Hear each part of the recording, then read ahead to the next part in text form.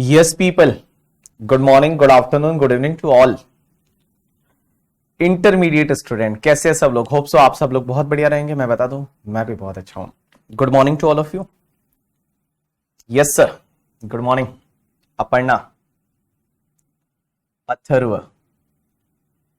हितेश, अनुराग, विधि, अंकित, कुणाल, रौनक, शर्वेश, वंशिका, फरहान, राशि, प्रधुम, विकू, निधि। बहुत सारे मैसेज आ रहे हैं यार, मैं कैसे रीड कर पाऊंगा इतना। मुस्कान, Kartik, Monika, Mohammad, Vaibhav, Komal, Mahak, Hema, Vrinda, Rishita, Gungun, Tisha, Muskan. Good morning to all of you. मैं बहुत बढ़िया हूं, तुम कैसे हो? तुम भी बढ़िया रहोगे। चलिए, कल अपन ने कुछ बेसिक्स पढ़ा था, आज उसको पहले रिवाइज करेंगे और आज अपन उसी बेसिक के साथ में थोड़ा बेसिक पढ़ेंगे और कुछ डेफिनेशन वाला वगैरह पार्ट, और उसके बाद में हम आगे बढ़ेंगे और जहां पे आज थोड़ा प्रैक्टिकल पार्ट पे भी जाएंगे कि किसी भी पर्सन का टैक्स है वो टैक्स कैसे निकालते हैं। Good morning to all of you.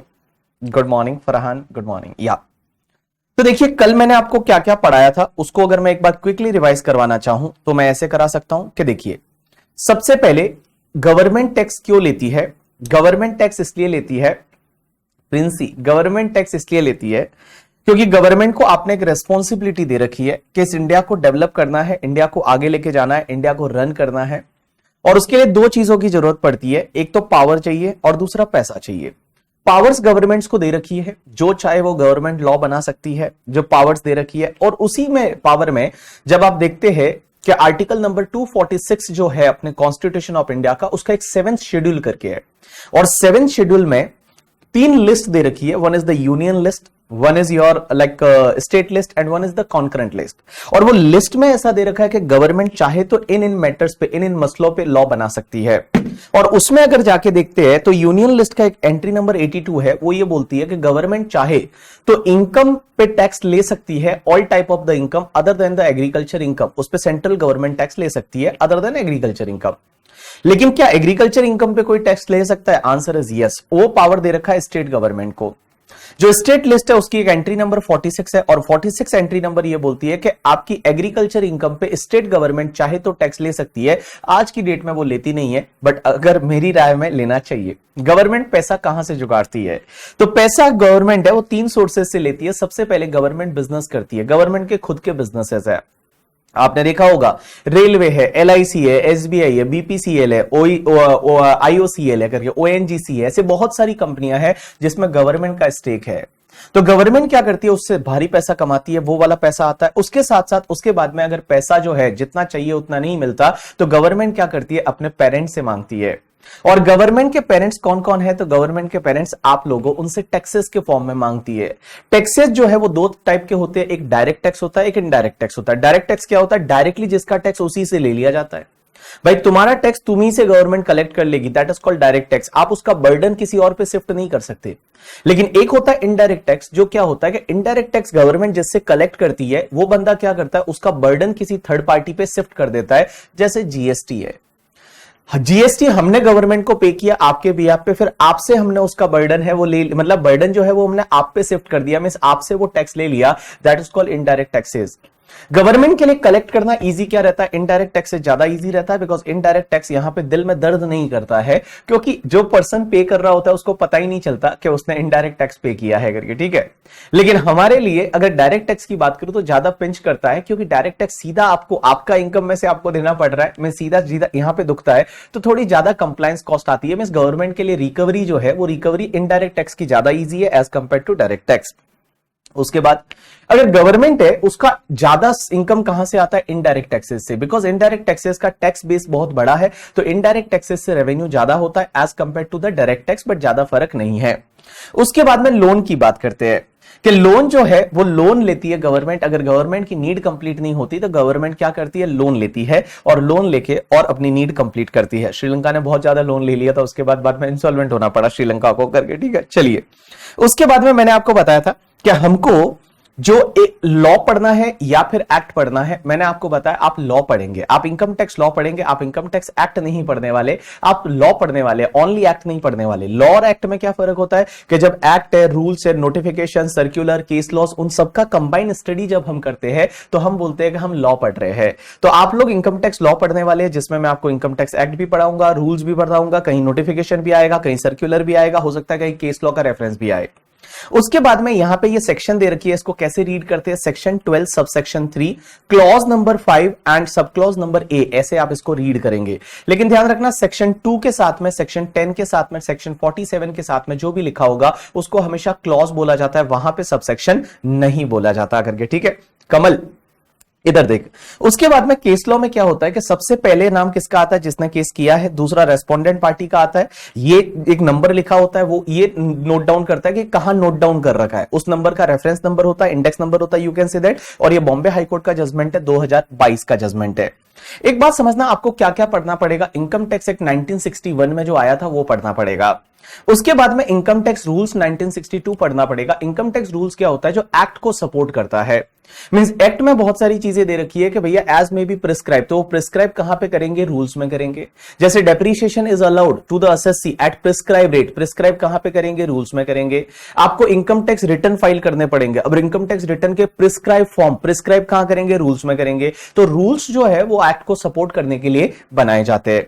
उसके बाद में क्या होता है, इनकम टैक्स एक्ट तो 1961 में आ गया था, अब इनकम टैक्स एक्ट में चेंज करना है, तो चेंज कैसे करेंगे, तो हर साल फाइनेंस एक्ट आता है करके, ठीक है। और आपके एग्जाम के लिए फाइनेंस एक्ट 2022 इज एप्लीकेबल। ये फाइनेंस एक्ट कैसे आता है, हर साल एक बजट आता है और बजट कब प्रेजेंट होता है, 1 फेब को, जो एवरी ईयर प्रेजेंट होता है 1 फेब को। तो 1 फेब 2022 को निर्मला सीतारमण जी ने बजट प्रेजेंट किया था, जिसको फाइनेंस बिल 2022 बोला जाता है। अब ये फाइनेंस बिल जैसे ही प्रेजेंट हो जाता है, उसके कुछ दिन बाद हमारे जो नेता लोग हैं वो क्या करते हैं, पार्लियामेंट में उस पर डिस्कशन करते हैं, लड़ाई करते हैं करके, ठीक है, डिस्कशन करते हैं। और डिस्कशन करने के बाद फाइनेंस बिल को पास किया जाता है दोनों सदन से, दोनों सदन का मतलब लोकसभा राज्यसभा से। उसके बाद में ये प्रेसिडेंट के पास में जाता है और प्रेसिडेंट उस पर साइन कर लेते हैं। जिस दिन साइन कर लेते हैं उस दिन ये एक्ट बन जाता है। पहले ये बिल होता है, लेकिन जैसे ही जिस दिन उस पर साइन कर दिया वो एक्ट बन जाएगा। तो फाइनेंस बिल 2022 था, वो फाइनेंस एक्ट 2022 कौन सी डेट को बना था, 30 मार्च 2022 को। तो जो 30 मार्च 2022 था, उस दिन ये फाइनेंस बिल 2022 फाइनेंस एक्ट 2022 बन गया था। एक चीज ध्यान रखना, कभी भी जिस ईयर में इलेक्शन होते हैं उस ईयर में 2 बिल आते हैं, मींस 2 एक्ट बनते हैं। इलेक्शन वाले ईयर में 2 बजट आते हैं। एक बजट आता है जिसको इंटरिम बजट बोल सकते हैं, दूसरा बजट है वो फाइनल बजट होता है। एक इलेक्शन से पहले वाला, जैसे 2019 में क्या हुआ, इलेक्शन हुआ था, तो 1 फेब को एक बजट आया था जो कि पीयूष गोयल जी उस टाइम पे फाइनेंस मिनिस्टर थे, उन्होंने प्रेजेंट किया था, क्योंकि अरुण जेटली जी की उस टाइम पे तबीयत ठीक नहीं थी।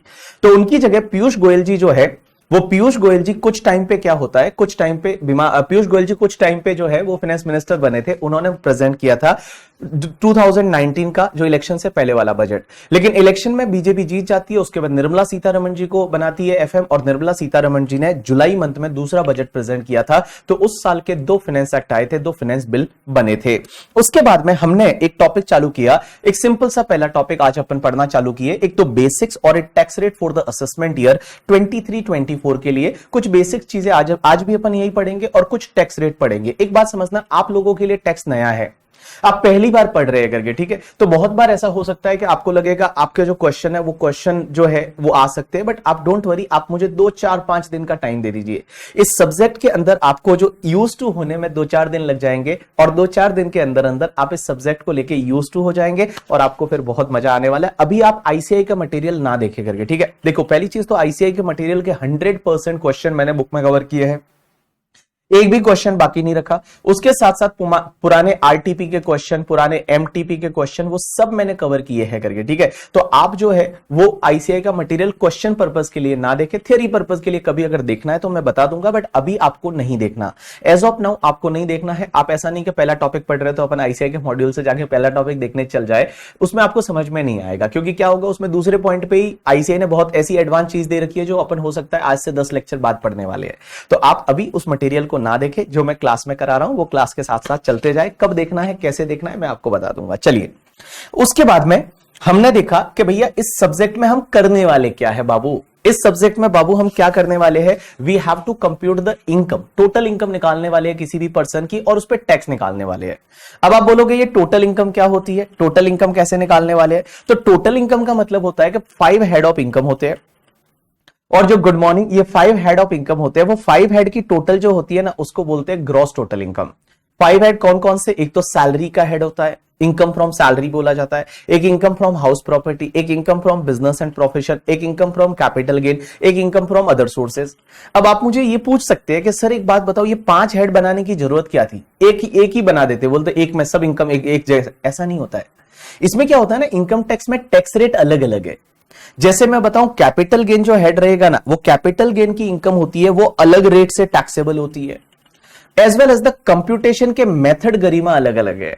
जैसे मैं आपको बताऊं, सैलरी की इनकम कंप्यूट करने की मेथड्स अलग है, हाउस प्रॉपर्टी की इनकम कंप्यूट करने की मेथड्स अलग है, उसमें कुछ अलग ही चीजें है। तो इसके लिए इन्होंने क्या किया कि 5 हेड है, वो 5 हेड बना दिए, और 5 हेड जो बनाए उसका नाम है ग्रॉस टोटल इनकम माना जाएगा। जो ग्रॉस टोटल इनकम बोलेंगे पांचों हेड की टोटल को, पांचों हेड की टोटल को ग्रॉस टोटल इनकम बोलेंगे। क्या इसको इसी फॉर्मेट में लिखना चाहिए? आंसर इज यस, बिकॉज सबसे पहले कुछ सेक्शन है वो सैलरी की है। जैसे मैं सैलरी की बात करूं ना, तो इनकम टैक्स में सैलरी की सेक्शन 15 से चालू होती है, उसके बाद हाउस प्रॉपर्टी की सेक्शन 22 से चालू होती है, बिजनेस की सेक्शन है वो 28 से चालू होती है, उसके बाद 45 से आपके कैपिटल गेन की सेक्शन चालू होती है, और 56 से अदर सोर्सेज की सेक्शन चालू होती है। इसके लिए आप इसी सीक्वेंस में लिखोगे तो बेटर रहेगा, क्योंकि अगर आप एक्ट जाके देखेंगे तो एक्ट में ऐसा लिखा हुआ है, पहले सैलरी की कुछ सेक्शन, उसके बाद हाउस प्रॉपर्टी की, उसके बाद बिजनेस की, उसके बाद तुम्हारे कैपिटल गेन की, उसके बाद अदर सोर्सेज की करके। ठीक है, चलिए।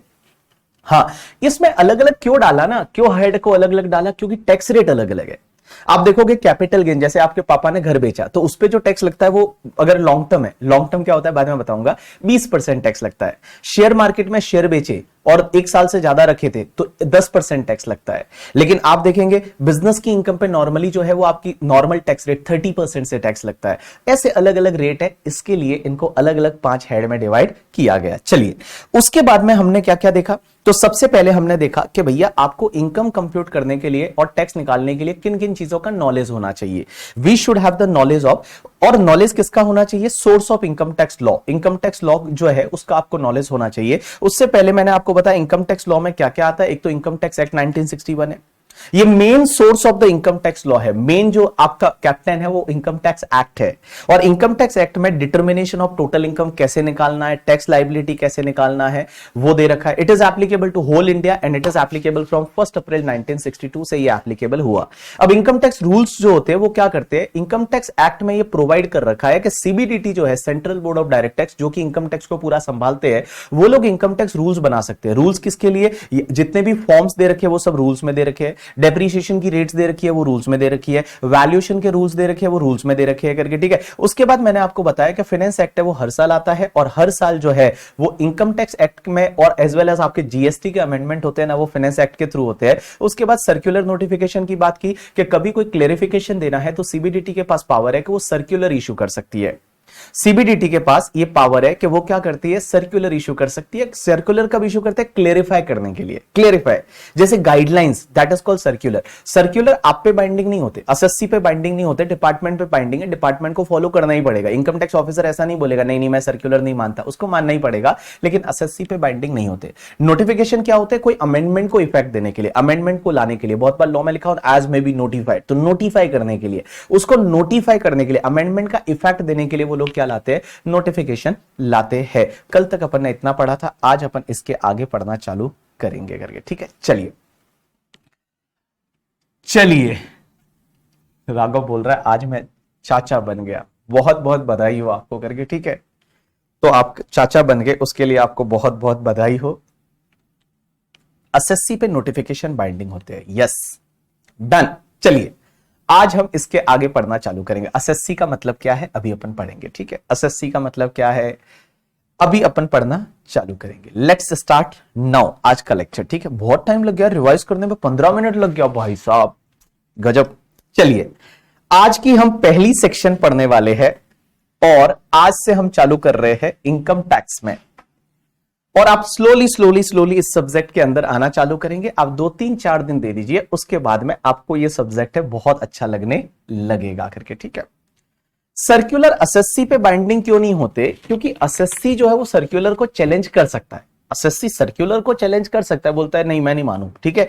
बट नॉर्मली सर्कुलर एसएससी के लिए क्लेरिफिकेटरी रहती है, क्लेरिफिकेशन रहते हैं, तो उस पर बाइंडिंग नहीं होती।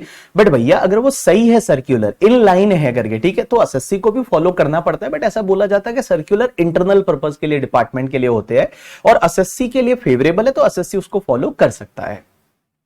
चलिए, हां चलिए, अब एक बात समझना आप लोग, हमारे यहां पे ठंड नहीं है, मुंबई में ठंड नहीं पड़ती, ठीक है। चलिए अब आप एक काम करिए, सबसे पहली सेक्शन लिखेंगे आज अपन, जो आप लिख रहे थे कल, यहां तक लिखे थे नोटिफिकेशन तक, उसके बाद में आप लिखेंगे यस सबके मुझे मैसेज दिख रहे हैं। चलिए अपन पहली सेक्शन आज पढ़ने वाले हैं, दैट इज द सेक्शन, लिखिए section number 4, section number 4, section number 4, और सेक्शन नंबर 4 में लिखिए charging section, charging section of income tax. भाई इनकम टैक्स लगता कब है? पहली चीज तो ये charging section of income tax. अब आप बोलोगे ये चार्जिंग सेक्शन क्या होता है सर? चार्जिंग सेक्शन आपको यह बताती है कि इनकम टैक्स कब लगेगा। इनकम टैक्स है वो, इनकम टैक्स कब लगेगा भाई, इनकम टैक्स कब लगेगा, किसको लगेगा, कैसे लगेगा करके, ठीक है। That is called charging section. Charging मतलब कब इनकम टैक्स चार्ज होगा। जैसे जीएसटी अगर आपने पढ़ा होगा तो जीएसटी में भी चार्जिंग सेक्शन है कि जीएसटी कब लगता है, कि अगर आप गुड्स या सर्विस को सेल करते हो तो उस पर जीएसटी लगेगा। तो वैसे ही इनकम टैक्स की चार्जिंग सेक्शन है सेक्शन नंबर 4। और सेक्शन 4 क्या बोलती है? चलिए अपन एक काम करते हैं, सेक्शन 4 क्या बोलती है मैं पहले यहां पे लिखता हूं, आप चाहे तो साथ साथ में लिख सकते हैं, उसके बाद में हम इसको समझेंगे। तो लिखिए income tax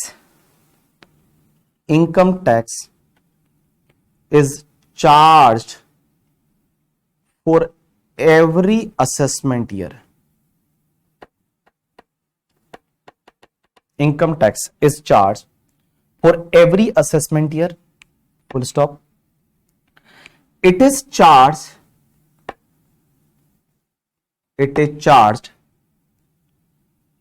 on every person, it is charged on every person, full stop. It is charged on total income, total income, total income earned by person, earned by person in previous year, previous year,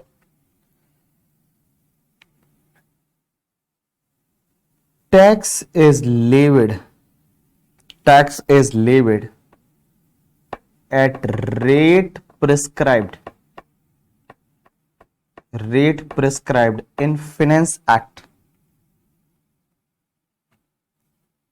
Done. आप सिर्फ इतना लिखिए, पहले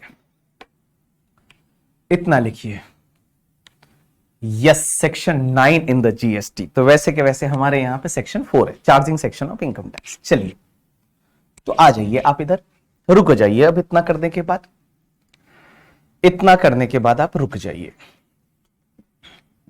चलिए तो charging section हम देख रहे हैं इनकम टैक्स की, और इनकम टैक्स की चार्जिंग सेक्शन क्या बोलती है?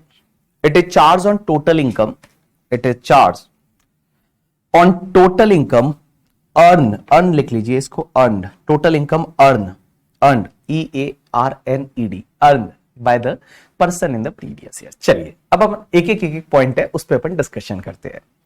आपका सबका ध्यान इधर होना चाहिए।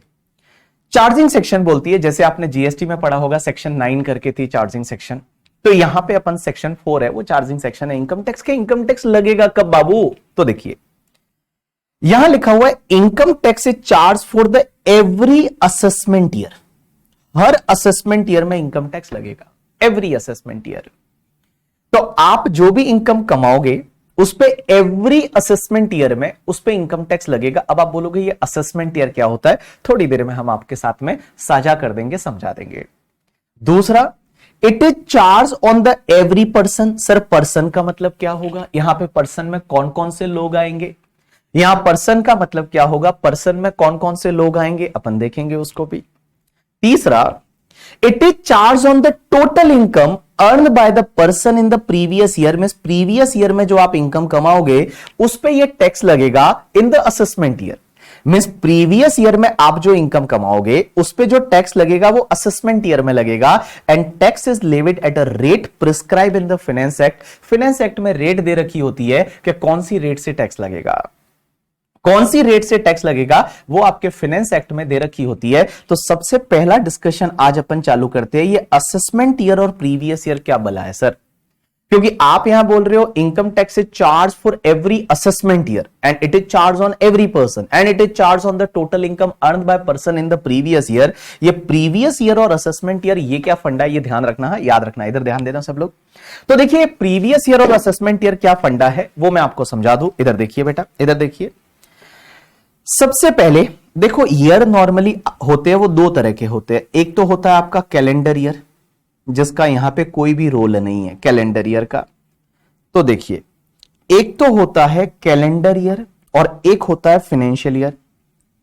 तो बालकों इधर देखो, एक होता है आपका कैलेंडर ईयर। कैलेंडर ईयर किसको बोलते हैं, जो आपको पता है 1 जनवरी से स्टार्ट होता है और 31 दिसंबर तक जाता है। यहां पे कैलेंडर ईयर से कोई मतलब नहीं है, हम कैलेंडर ईयर को यहां कहीं पे फॉलो नहीं करते, कैलेंडर ईयर से मतलब नहीं है। दूसरा जो है वो आपको पता रहेगा फाइनेंशियल ईयर होता है, फाइनेंशियल ईयर, और थोड़ा अगर मॉडर्न टाइप से बोलना है तो फाइनेंशियल ईयर बोल सकते हैं।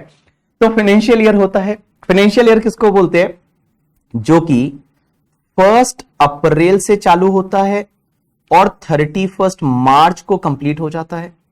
तो 1 अप्रैल से चालू होता है और आपका 31 मार्च को कंप्लीट होता है, that is called your financial year.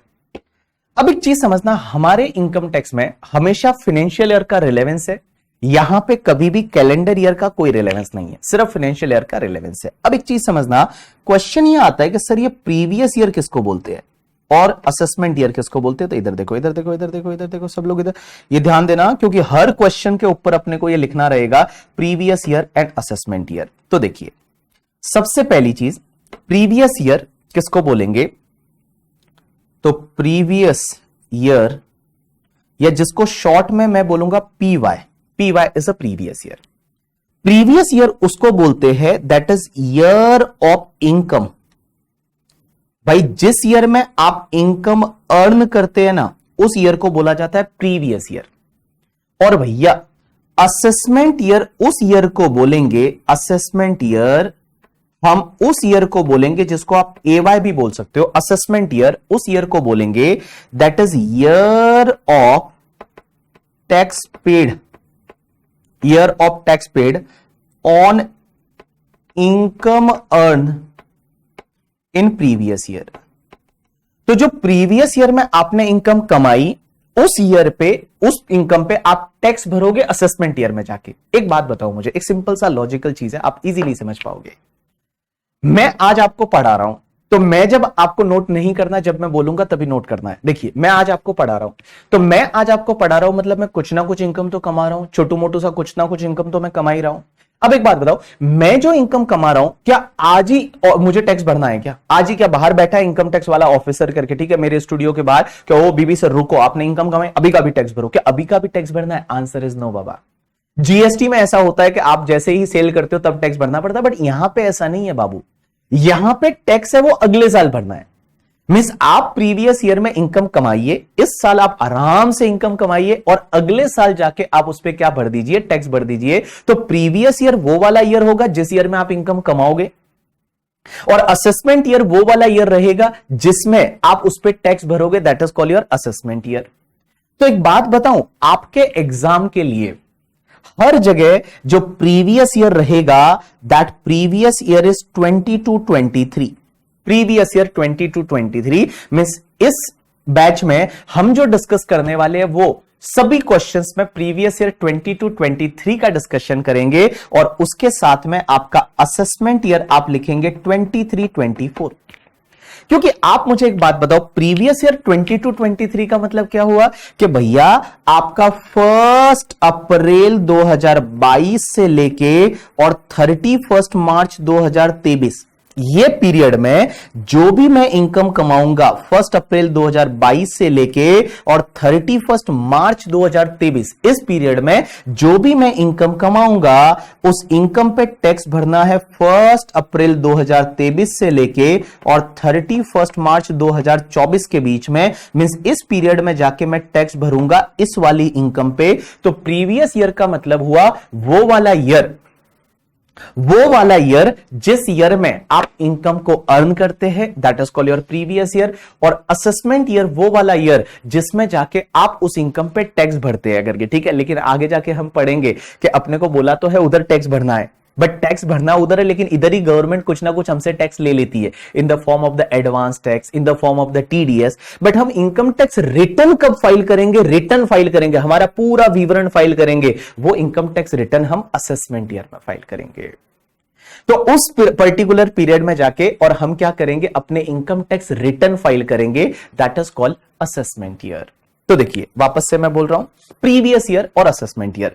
तो प्रीवियस ईयर किसको बोलेंगे? वो वाला ईयर जिस ईयर में आप क्या करते हैं? अपनी इनकम कमाते हैं, that is called your previous year. आप एक बात बताओ, आपके पेरेंट्स हैं जो आज इनकम कमा रहे हैं, तो क्या आज का आज टैक्स भरेंगे? Answer is no. इस साल जो इनकम कमा रहे हैं उस पे टैक्स अगले साल भरेंगे, तो दैट अगला साल is called your assessment year and current year is called your previous year. Means अगले साल क्या होगा पता है? आपको अपनी इनकम का कंप्यूटेशन करना पड़ेगा, means income tax return file करना पड़ेगा। उसके बाद इनकम टैक्स ऑफिसर भी चेक करेगा आपने सही सब किया है या नहीं, दैट इज कॉल्ड असेसमेंट। तो असेसमेंट का मतलब ये होता है असेसमेंट। आप वर्ड से समझिए ना, आप वर्ड से समझिए असेसमेंट। असेसमेंट का मतलब क्या होता है कि उस पे असेसमेंट होगा, आपकी इनकम फाइंड आउट होगी, उस पे टैक्स फाइंड आउट होगा कि अच्छा आपने सही से टैक्स भरा है या नहीं। क्योंकि मैं तो कुछ भी बोल दूंगा कि मैंने तो इतना ही इनकम कमाया, ऐसा नहीं है। इनकम टैक्स वाले चेक करते हैं करके, ठीक है, और वो पूरा असेसमेंट करते हैं उसका, और that is called your assessment year.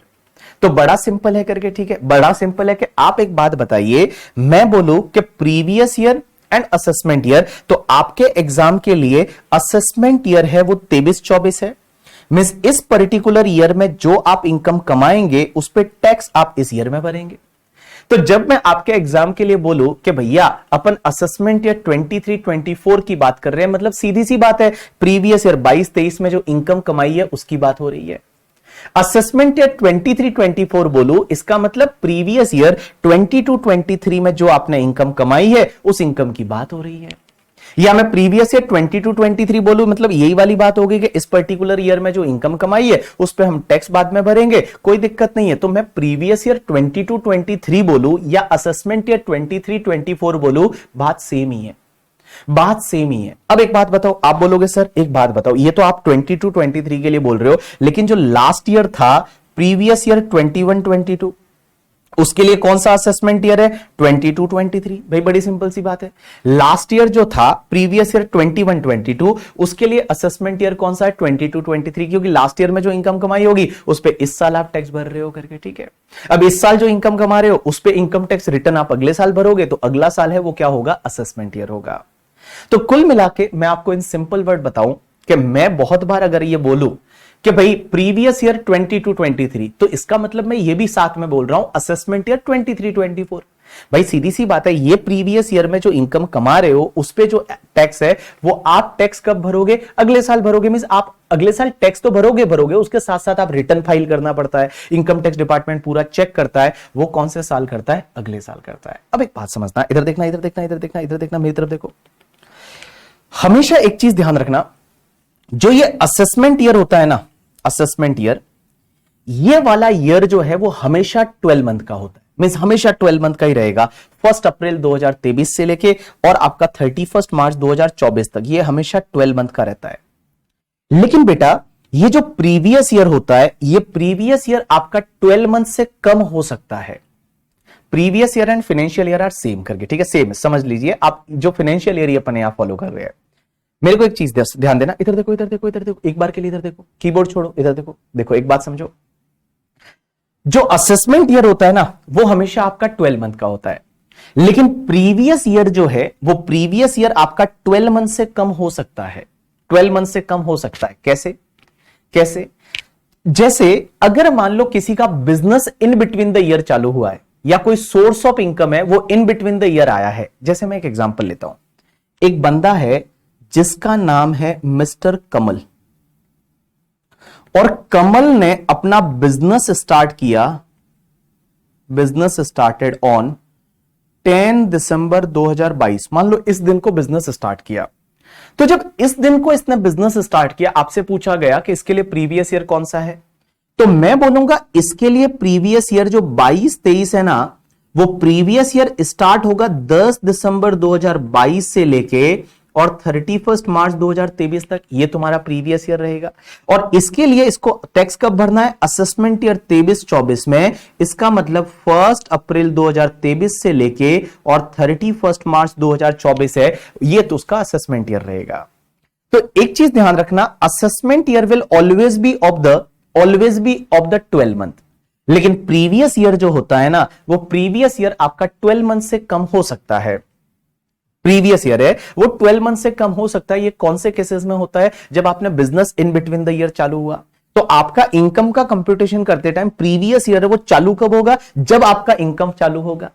जब आपका कोई बिजनेस चालू हुआ वहां से लेके और 31 मार्च तक, ये प्रीवियस ईयर। और ऑब्वियसली आप असेसमेंट ईयर है वो अगला 12 मंथ का पीरियड जो रहेगा, that is call your assessment year. वो तुम्हारा असेसमेंट ईयर हो जाएगा। ठीक है, चलिए अपन एक काम करते हैं। आप जो है ये चार्ट को एज इट इज चाहिए तो बना दीजिए। ये जो चार्ट है इसको एज इट इज चाहिए तो आप बना दीजिए। उसके बाद मैं प्रीवियस ईयर असेसमेंट ईयर का डेफिनेशन बता देता हूं। डेफिनेशन बाद में बताता हूं, इसको फटाफट फटाफट है वो एज इट इज इस चार्ट को कॉपी कर दीजिए। ईयर के केस में कॉपी करिए इसको। डेडलाइन टैक्स पे करने की ऑलवेज 31 31 जुलाई आती है, कभी कभी 31 अक्टूबर आती है। मैं बताऊंगा आपको आगे जाके, हम पढ़ेंगे। कैन असेसमेंट हियर है मल्टीपल प्रीवियस? नहीं संकेत, प्रीवियस ईयर एक ही रहेगा ना। चलिए,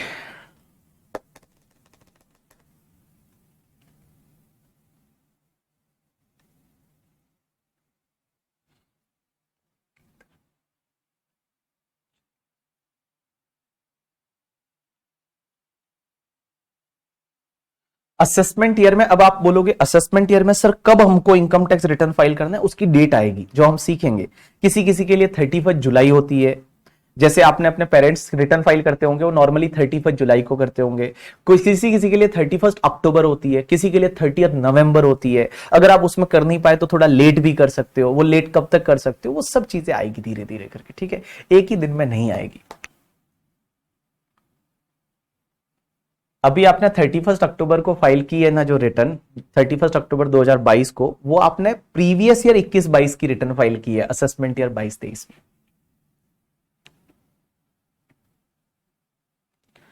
हाँ दीप्ति, ऐसा बोल सकती हो तो कि अपने को टैक्स भरना है वो अगले साल भरना है। मतलब टैक्स तो देखो नॉर्मली भर लेते हो पहले ही आप। उसका इनकम टैक्स रिटर्न, रिटर्न का मतलब ये गोलमाल रिटर्न की बात नहीं हो रही है। रिटर्न का मतलब पूरा विवरण, हिंदी में बोलते तो विवरण, कि आप पूरा कैसे कैसे हुआ था, पूरा हिसाब किताब जो इनकम टैक्स डिपार्टमेंट को देना है वो असेसमेंट ईयर में देना है। चलिए, अब आप लिखेंगे असेसमेंट ईयर और प्रीवियस ईयर का डेफिनेशन मैं आपको लिखवाता हूं। तो लिखिए, सबसे पहले आप लिखेंगे, लिखिए एक सेक्शन है असेसमेंट ईयर को डिफाइन करती है, जिस सेक्शन का नाम है section 2 subsection, sorry not subsection, clause 9 is related to assessment year. Assessment year, assessment year लिखिए। ओ सर नॉट डन, फटाफट फटाफट समिता फटाफट। यस, एक बात बताऊं, लास्ट वीक है ना मैं दुबई गया था घूमने, भाई साहब मजा आ गया मुझे तो। मैंने इस बार है ना वो किया, क्या बोलते हैं, इसका डाइव किया मैंने।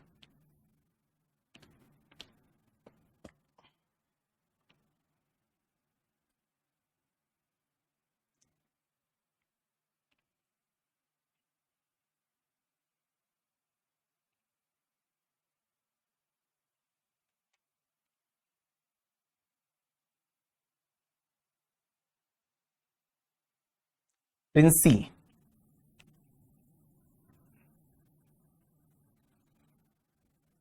हाँ, प्रीवियस ईयर असेसमेंट ईयर के लिए क्या हम शॉर्ट फॉर्म यूज कर सकते हैं PY AY? Answer is yes, previous year assessment year के लिए आप कर सकते हैं।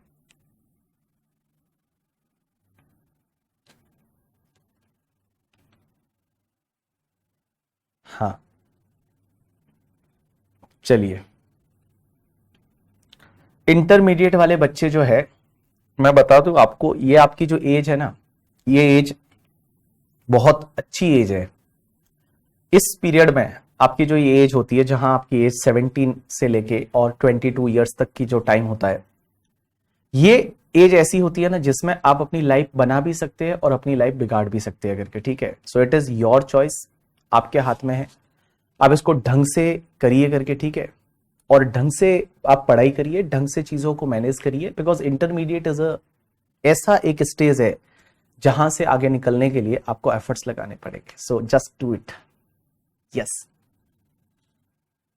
नहीं, अभिषेक तुम विजिबल हो, अभिषेक तुम विजिबल हो। चलो इधर देखिए, अब आप लोग लिखिए असेसमेंट ईयर, और मैं बोल रहा हूं, मैं बोलूंगा करके, ठीक है, आपको लिखना है, ठीक है। लिखिए, it means assessment year, dash करके लिखिए। इट मींस, लिखिए, it means period of 12 month.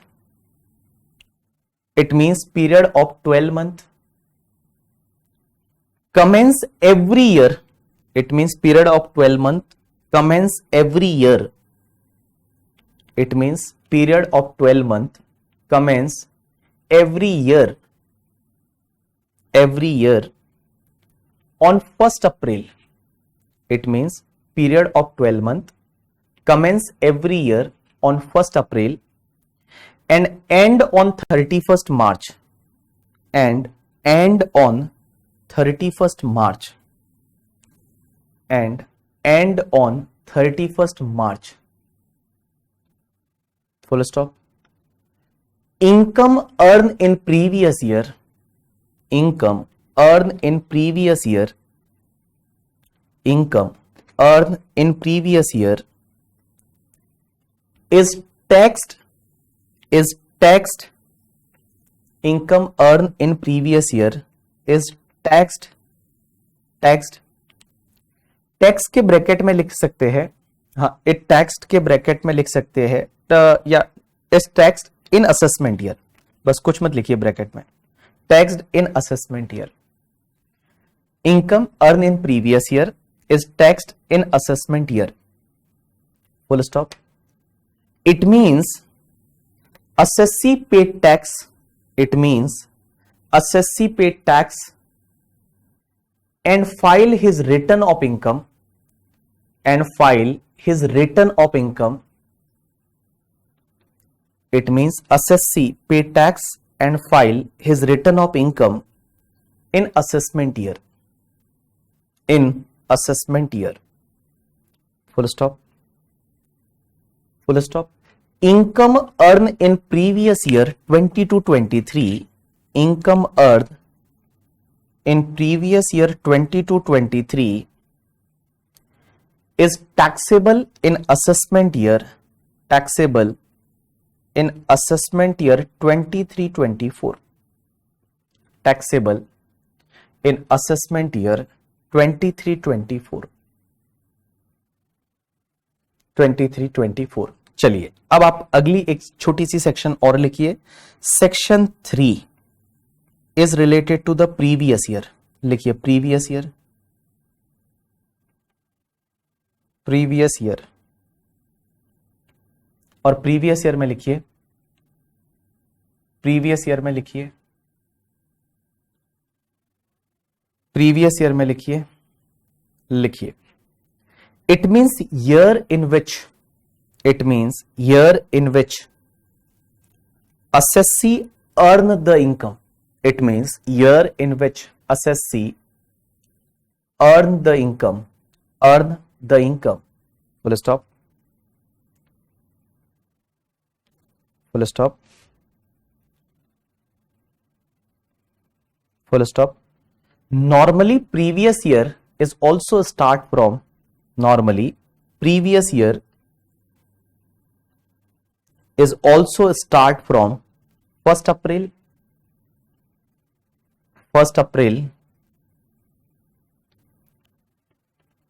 normally previous year is also start from 1st April, but in case of new business or profession, but in case of new business or profession, but in case of new business or profession, and उसके बाद bracket में लिखिए, bracket खोल के, new source of income,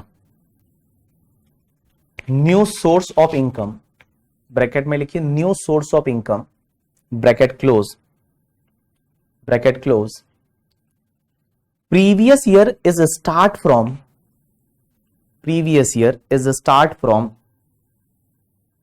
the date on which, the date on which, the date on which, date on which new business slash profession, new business slash profession, profession, PROF, profession setup,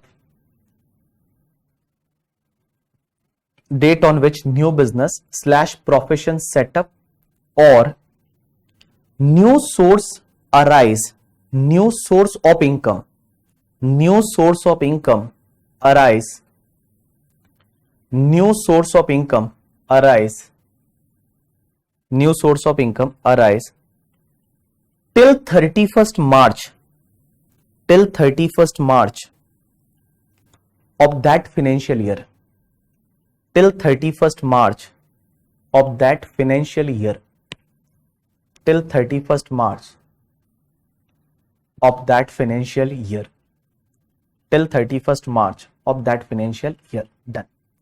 Now एक example लिखिए next line में, example number 1 लिखिए, mister Kamal started a business, mister Kamal started a new business, Mr. Kamal started a new business on 10 December 2022. Mr. Kamal started a new business on 10 December 2022. 10 December 2022. 10 December 2022. 10 December 2022. Full stop. In this case, previous year 22-23, in this case, previous year 22-23, in this case, previous year 22-23, start from 10 December 2022, start from 10 December 2022 and end on END and end on 31st March 2023 and end on 31st March 2023. Full stop. Full stop. Assessment year 23-24, assessment year 23-24, assessment year 23-24, start on 1st April 2023, start on 1st April 2023 and end on and end on and end on and AND and END and on 31st March 2024, 31st March 2024. चलिए, assessment year की section क्या थी? 2 clause 9 बेटा, section 2 clause number 9 था। मैंने 2 clause 9 ही तो लिखा है, 2 क्लॉज 9, 2 क्लॉज 9 था। अरे किसी का लाइन अगर मिस हो गया ना तो प्लीज मैं आपको बोल रहा हूं, मैं आपके जो टेलीग्राम ग्रुप है उसमें हर दिन आएगा किसी ना किसी बच्चे का, और जो कल किसी स्टूडेंट से भिजवाया था सेम ऐसे का ऐसे हर दिन आपको मिल जाएगा। तो अगर आपका कोई मिस हो जाता है करके, ठीक है, अगर आपका कोई मिस हो जाता है तो आप वहां से लिख सकते हैं, डोंट वरी अबाउट दैट। थोड़ा सा 5 मिनट एफर्ट लगाएंगे तो वहां से अगर किसी का हो सकता है, क्योंकि क्या है ना, बहुत सारे बच्चे हैं तो इस बैच में बहुत ज्यादा बच्चे हैं, तो क्या होता है किसी का नेट इश्यू है, मैं समझ सकता हूं उसको। किसी का नेट इश्यू वगैरह है, तो इसके लिए देयर में भी पॉसिबिलिटी, अगर आप कोई पार्ट मिस हो जाए तो आप मेरे साथ इतना कोऑपरेट करिए कि आप उसको बाद में लिख ले करके। Section 2 clause number 9 assessment year का था। टेलीग्राम ग्रुप की लिंक आज आपको मिल जाएगी, आज सबको मिल जाएगी, वापस से मैं भिजवा दूंगा। बहुत सारे बच्चे उसमें ऑलरेडी ज्वाइन हो चुके हैं और जो लोग ज्वाइन नहीं हुए उनको लिंक मिल जाएगी। चलिए अब आप इधर देखिए बेटा, ये बात हमने की असेसमेंट ईयर प्रीवियस ईयर की, तो चलिए यहां तक आपका क्लियर हुआ। चार्जिंग सेक्शन की बात करते हैं। चार्जिंग सेक्शन में हमने पढ़ा था कि भैया आपका जो भी इनकम कमाते हो उस इनकम पे एवरी असेसमेंट ईयर में इनकम टैक्स चार्ज होता है। It is charge on the every person. अब आप मुझे बोलोगे ये पर्सन कौन होता है भाई, ये पर्सन कौन होता है, क्योंकि income tax is charge on the every person. अब एक बात बताइए, ये पर्सन कौन होता है? इधर देखिए, इधर देखिए, इधर देखिए। अगर मिडल ऑफ द ईयर बंद हो जाए बिजनेस तो भी प्रीवियस ईयर एंड 31 मार्च को ही होगा, तो भी प्रीवियस ईयर एंड 31 मार्च को होगा। स्टार्ट अलग डेट पे होगा, जैसे न्यू बिजनेस स्टार्ट होता है तो स्टार्ट अलग डेट पे होगा, बट कंप्लीट तो प्रीवियस ईयर 31 मार्च को ही होगा। तो चलिए अब क्वेश्चन यहां पे यह आता है कि सर एक बात बताइए, आप बोल रहे हैं पर्सन, तो ये पर्सन कौन होता है? क्योंकि आप अभी बोल रहे हो कि इनकम टैक्स जो लगता है वो एवरी पर्सन पे लगता है, हर पर्सन पे लगेगा। तो आप मुझे बताइए ये पर्सन कौन होता है? पर्सन कौन होता है, किस किस पे इनकम टैक्स लगता है? तो मैं बता दूं, हमारे इनकम टैक्स में टोटल 7 पर्सन है, टोटल जो है वो 7 पर्सन है जिन पे इनकम टैक्स लगता है। कौन कौन से पर्सन है? तो मैं अगर पर्सन की बात करूं तो पर्सन में बेटा एक तो इंडिविजुअल है जिस पे इनकम टैक्स लगता है, इंडिविजुअल। इंडिविजुअल का मतलब क्या होता है? इंडिविजुअल का मतलब कोई भी ह्यूमन बीइंग, जो आप है, मैं हूं, आपके पापा, आपके मम्मी, जो पर्सन है वो पर्सन इंडिविजुअल में पर्सन आएगा। इंडिविजुअल जो है वो इंडिविजुअल पर्सन की डेफिनेशन में आता है। एक ह्यूमन बीइंग, एक नेचुरल जो पर्सन है वो आपके इंडिविजुअल जो है वो इंडिविजुअल पर्सन की डेफिनेशन में आता है। तो अगर मैंने कोई ऐसा इंडिविजुअल कोई इनकम कमाई तो क्या मुझे उस पर टैक्स भरना पड़ेगा? Answer is yes. अगर मैं इंडिविजुअली कुछ बिजनेस करता हूं, कुछ प्रोफेशन कर रहा हूं, मान लो मैं आपको पढ़ा रहा हूं और मैं इंडिविजुअल हूं, तो क्या मुझे टैक्स भरना पड़ेगा इनकम पे? आंसर इज यस, इंडिविजुअल को टैक्स भरना पड़ेगा। अब एक और चीज समझना, आपको कुछ भी लिखना नहीं है, लिखना नहीं है, लिखना नहीं है, मैं जब बोलूं तभी लिखना है, लिखना नहीं है। तो देखिए अब एक और चीज समझना, इंडिविजुअल के बाद में एक दूसरा पर्सन आता है, that is the HUF, Hindu undivided family. अब आप बोलोगे ये HUF क्या होता है? Hindu undivided family. HUF का फुल फॉर्म होता है हिंदू अनडिवाइडेड फैमिली। ये HUF क्या होता है? देखो HUF को कहीं इनकम टैक्स में डिफाइन नहीं कर रखा कि HUF ये है, उसको इनकम टैक्स लॉ में कहीं डिफाइन नहीं कर रखा। तो उसके लिए अपन हिंदू लॉ में जाके देखते हैं कि हिंदू लॉ क्या बोलता है। हिंदू लॉ जो होता है वो हिंदू लॉ क्या बोलता है। अब मैं अगर हिंदू लॉ की बात करूं तो हिंदू लॉ में यह बोला हुआ है कि अगर कोई भी हस्बैंड वाइफ है और उनके घर में बच्चे का जन्म होता है तो वो एक HUF बना सकते हैं और HUF एक सेपरेट पर्सन बोला जाएगा। ये जो फैमिली बिजनेसेस वगैरह होते हैं तो उसमें क्या होता है कि अगर मान लो मैं हूं, मेरी वाइफ है और मेरा बच्चा हो जाता है, तब हम क्या कर सकते हैं कि HUF बना सकते हैं, एक हिंदू अनडिवाइडेड फैमिली करके एक सेपरेट जो है वो एंटिटी बना सकते हैं, एक सेपरेट पर्सन है वो बना सकते हैं। अब आप मुझे बोलोगे कि HUF में जो लोग होते हैं उसको क्या बोला जाता है? HUF में जो जितने भी लोग होते हैं ना उनको बोला जाता है मेंबर्स। कि जितने भी HUF के मेंबर्स है, जैसे मैं हूं, मेरी बीवी है, मान लो मेरे बच्चे हैं, तो ये सब लोग जो है उसको बोला जाता है मेंबर। और जो हेड ऑफ द मेंबर रहता है, जो हेड रहता है, उसको बोला जाता है कर्ता। उसको बोला जाता है कर्ता बोला जाता है करके, ठीक है, उसको जो है वो कर्ता बोला जाता है। और जो उसके अंदर जितने भी लोग होते हैं उसको मेंबर बोला जाता है। क्वेश्चन ये बोलता आता है कि सर एक बात बताइए, ये HUF में क्या HUF जो मुस्लिम फैमिली है वो HUF बना सकती है? Answer is no, Muslim family HUF नहीं बना सकती। एज वेल एज द जो पारसी फैमिली है वो भी HUF नहीं बना सकते। एज वेल एज जो कैथलिक ईसाई फैमिली है वो भी HUF नहीं बना सकते। तो HUF जो है वो HUF कौन बना सकता है पता है? HUF बना सकता है एक तो हिंदू फैमिलीज है, वो हिंदू, अगर आपका रिलीजन हिंदू है तो आप HUF बना सकते हैं।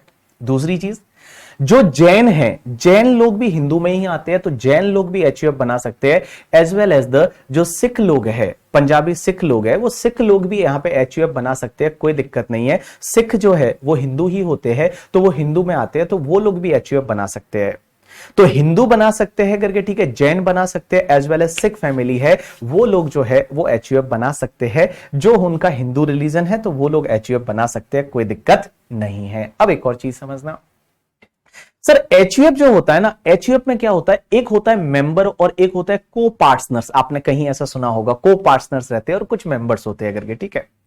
अब एक बात समझिए, ये को पार्टनर्स और मेंबर में क्या फर्क है। एक तो होता है मेंबर और एक होता है को पार्टनर्स। को पार्टनर्स का मतलब होता है कि जो प्रॉपर्टी का बंटवारा कर सकता है, जो प्रॉपर्टी का बंटवारा कर सकता है करके, ठीक है, जो हाँ बुद्धिस्ट वो लोग भी बना सकते हैं, जो प्रॉपर्टी का बंटवारा कर सकता है करके, ठीक है, उसको बोला जाता है को पार्टनर। थोड़ी देर के लिए आप रुक जाइए ना, एक बार मुझे बताने तो दीजिए, पूरा तो करने दीजिए, उसके बाद आपको जो बोलना है वो बोल दीजिए करके, ठीक है। तो देखिए, एक होता है को पार्टनर्स और एक होता है तुम्हारे मेंबर्स। तो को पार्टनर्स किसको बोलते हैं, जो प्रॉपर्टी का बंटवारा करवा सकते हैं, दैट इज कॉल्ड को पार्टनर। अब क्वेश्चन यहां पे ये आता है कि सर एक बात बताइए, बंटवारा जो प्रॉपर्टी का होता है उसमें क्या फीमेल मेंबर जो होती है, फीमेल मेंबर है, वो उनका भी हक होता है क्या एचयूएफ की प्रॉपर्टी में।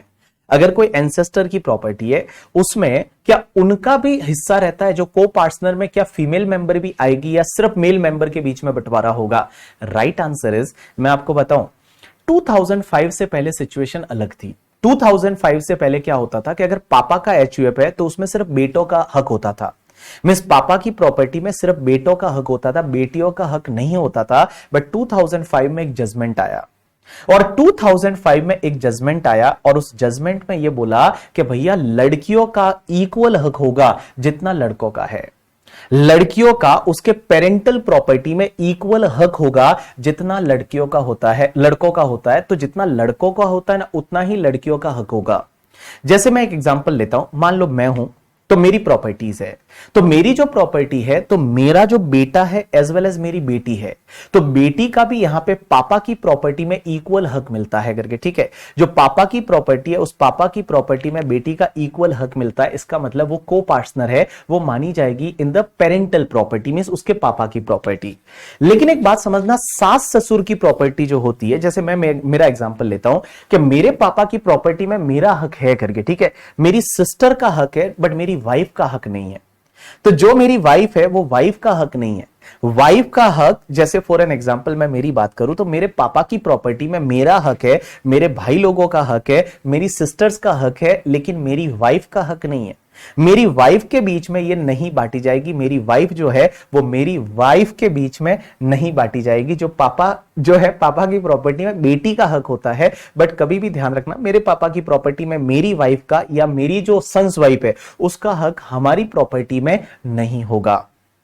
That is called your HUF का कंसेप्ट। अब एक बात बताओ, अपने एग्जाम पर्पस के लिए रिलेवेंट नहीं है जो भी मैं आपको बता रहा हूं। अब एक बात समझना, वाइफ जो है वो को पार्टनर्स नहीं होती। इन सिंपल वर्ड बता दूं, वाइफ जो है वो को पार्टनर्स नहीं हो सकती। को पार्टनर्स वाइफ में प्रॉपर्टी नहीं बांटी जाएगी। वाइफ है या सन्स वाइफ है, वो को पार्टनर्स नहीं बनेगी। अब एक और चीज समझना, ये जो एचयूएफ होता है ना, इसमें दो तरह के लॉ चलते हैं। वन इज द, आपने नाम सुना होगा कहीं कि एचयूएफ में इंडिया में दो तरह के लॉ चलते हैं। वन इज द, दो तरह के स्कूल ऑफ हिंदू लॉ है। एक है तुम्हारा मिताक्षरा करके और एक है तुम्हारा दया भागा। अब आप बोलोगे मिताक्षरा क्या है और दया भागा क्या है। मिताक्षरा क्या बोलता है पता है? मिताक्षरा क्या बोलता है कि अगर मान लो किसी भी बच्चे का जन्म होता है फैमिली में, तो उस फैमिली में बच्चे का जैसे ही जन्म होता है ना, वो बच्चे का हक आ जाता है उसकी प्रॉपर्टी में। मींस वो फैमिली की जो प्रॉपर्टी है उसमें उस बच्चे का हक जन्म से ही आ जाता है। That is called your Mitakshara school of law. और ये मिताक्षरा स्कूल ऑफ लॉ है ना, ये पूरे इंडिया में लगता है, दो स्टेट को छोड़ के। एक तो आसाम और वेस्ट बंगाल को छोड़ दीजिए आप, तो आसाम और वेस्ट बंगाल को छोड़ के बाकी सब जगह जो चलता है वो मिताक्षरा चलता है। तो जैसे ही बच्चे का हिंदू फैमिली में जन्म होता है, जैसे ही बच्चे का हिंदू फैमिली में जन्म होता है करके, ठीक है, जैसे ही बच्चे का हिंदू फैमिली में जन्म होता है, जन्म होते ही उसका पेरेंटल प्रॉपर्टी में उसका जो राइट है वो राइट आ जाता है। That is called Mitakshara school of law. Example के लिए एक बात समझिए, मुकेश अंबानी के लड़के का एक बच्चा हुआ करके, ठीक है, लड़के का लड़का हुआ। तो मुकेश अंबानी के जो लड़के का लड़का हुआ, मुकेश अंबानी के लड़के का लड़का हुआ, तो वो लड़के का जन्म होते ही उसका, उसके जो पेरेंटल प्रॉपर्टी है उसमें उसका हक आ जाता है। That is called Mitakshara school of law.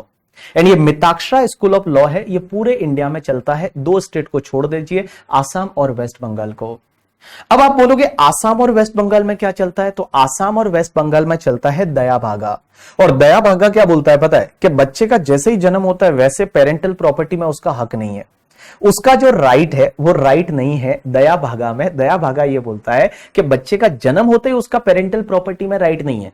जब पेरेंट्स में किसी की मान लो पेरेंट्स की डेथ हो जाती है तो डेथ के बाद इनहेरिटेंस में उसको राइट मिलेगा, बट जन्म होते ही उसका पेरेंटल प्रॉपर्टी में राइट नहीं आता है। अगर पापा चाहे तो उसको घर से भगा सकते हैं, बेदखल कर सकते हैं, वो प्रॉपर्टी में अपना हक नहीं मांग सकता। किसमें, दया भागा में, बट मिताक्षरा में मांग सकता है, क्योंकि मिताक्षरा हिंदू लॉ ये बोलता है कि जैसे ही जन्म होता है वैसे ही वो पर्सन जो है वो अपने पेरेंटल प्रॉपर्टी में उसका राइट बन जाएगा। तो ये मिताक्षरा दया भागा करके, ठीक है, आपको एग्जाम पर्पस के लिए नॉट रिलेवेंट एट ऑल। आज तक कभी क्वेश्चन इससे रिलेटेड कभी कोई आया नहीं है। आपको सिर्फ इतना याद रखना है कि एचयूएफ एक अलग एंटिटी माना जाता है, एक अलग पर्सन माना जाता है, और एचयूएफ पे अलग से टैक्स लगता है। तो अगर एचयूएफ आपने बनाया है, एचयूएफ का पैन कार्ड बनता है, एचयूएफ के लिए अलग से टैक्स लगता है। मैं बताऊं आगे जाके ये इनकम टैक्स पूरा रिवैम्प होने वाला है कुछ टाइम में, आगे जाके जो है वो रिवैम्प होने वाला है। रिवैम्प मतलब पूरा इनकम टैक्स चेंज हो जाएगा। ये इतनी सारी सेक्शन दिख रही है ना, जैसे जीएसटी नया आया करके, ठीक है, वैसे आगे जाके और इसकी जगह इनकम टैक्स की जगह डीटीसी आने वाला है, डायरेक्ट टैक्स कोड करके। इन फ्यूचर में हो सकता है 2 4 5 साल लग जाए, और जब वो आएगा ना तो उसमें एचयूएफ कॉन्सेप्ट को हटा दिया है उन्होंने। एचयूएफ कॉन्सेप्ट को उन्होंने हटा दिया, बोला ये एचयूएफ क्या है, ये तो पार्शियलिटी हो रही है करके, ठीक है। कि एचयूएफ को आजकल लोग क्यों बना दिया पता है, एचयूएफ बना सिर्फ बेसिक एग्जामिशन के बेनिफिट के लिए, सिर्फ टैक्स प्लानिंग के लिए, क्योंकि 2.5 लाख रुपए तक टैक्स नहीं लगता। तो 2.5 लाख रुपए तक जो टैक्स नहीं लगता है, तो उसके लिए वो लोग क्या कर रहे हैं कि 2.5 लाख रुपए तक टैक्स नहीं लगता, तो मैंने भी क्या किया, मेरा एचयूएफ बना दिया। मेरा जैसे ही बच्चा हुआ मैंने एचयूएफ बना दिया। एचयूएफ की इनकम पे 2.5 लाख रुपए तक टैक्स नहीं लगता, तो उसमें 2.5 लाख रुपए तक की इनकम बता दो, तो फायदा मेरे सिर्फ टैक्स प्लानिंग के लिए, only for the tax planning के लिए। बट इन फ्यूचर जब नया लॉ आएगा इनकम टैक्स की जगह, जब भी आएगा करके, ठीक है, तो उस टाइम पे क्या होगा, ये एचयूएफ कॉन्सेप्ट को उन्होंने हटा दिया है। बोला एचयूएफ कोई नहीं, अभी काय का एचयूएफ। आजकल क्या होता है, ये एचयूएफ क्यों बनाते हैं लोग, आप देखोगे फैमिलिया एचयूएफ इसलिए बनाती है सिर्फ टैक्स बेनिफिट के लिए, बाकी उसका कोई औचित्य आजकल नहीं रहा करके। चलिए, तो मैंने क्या बोला, पर्सन में क्या क्या आएगा।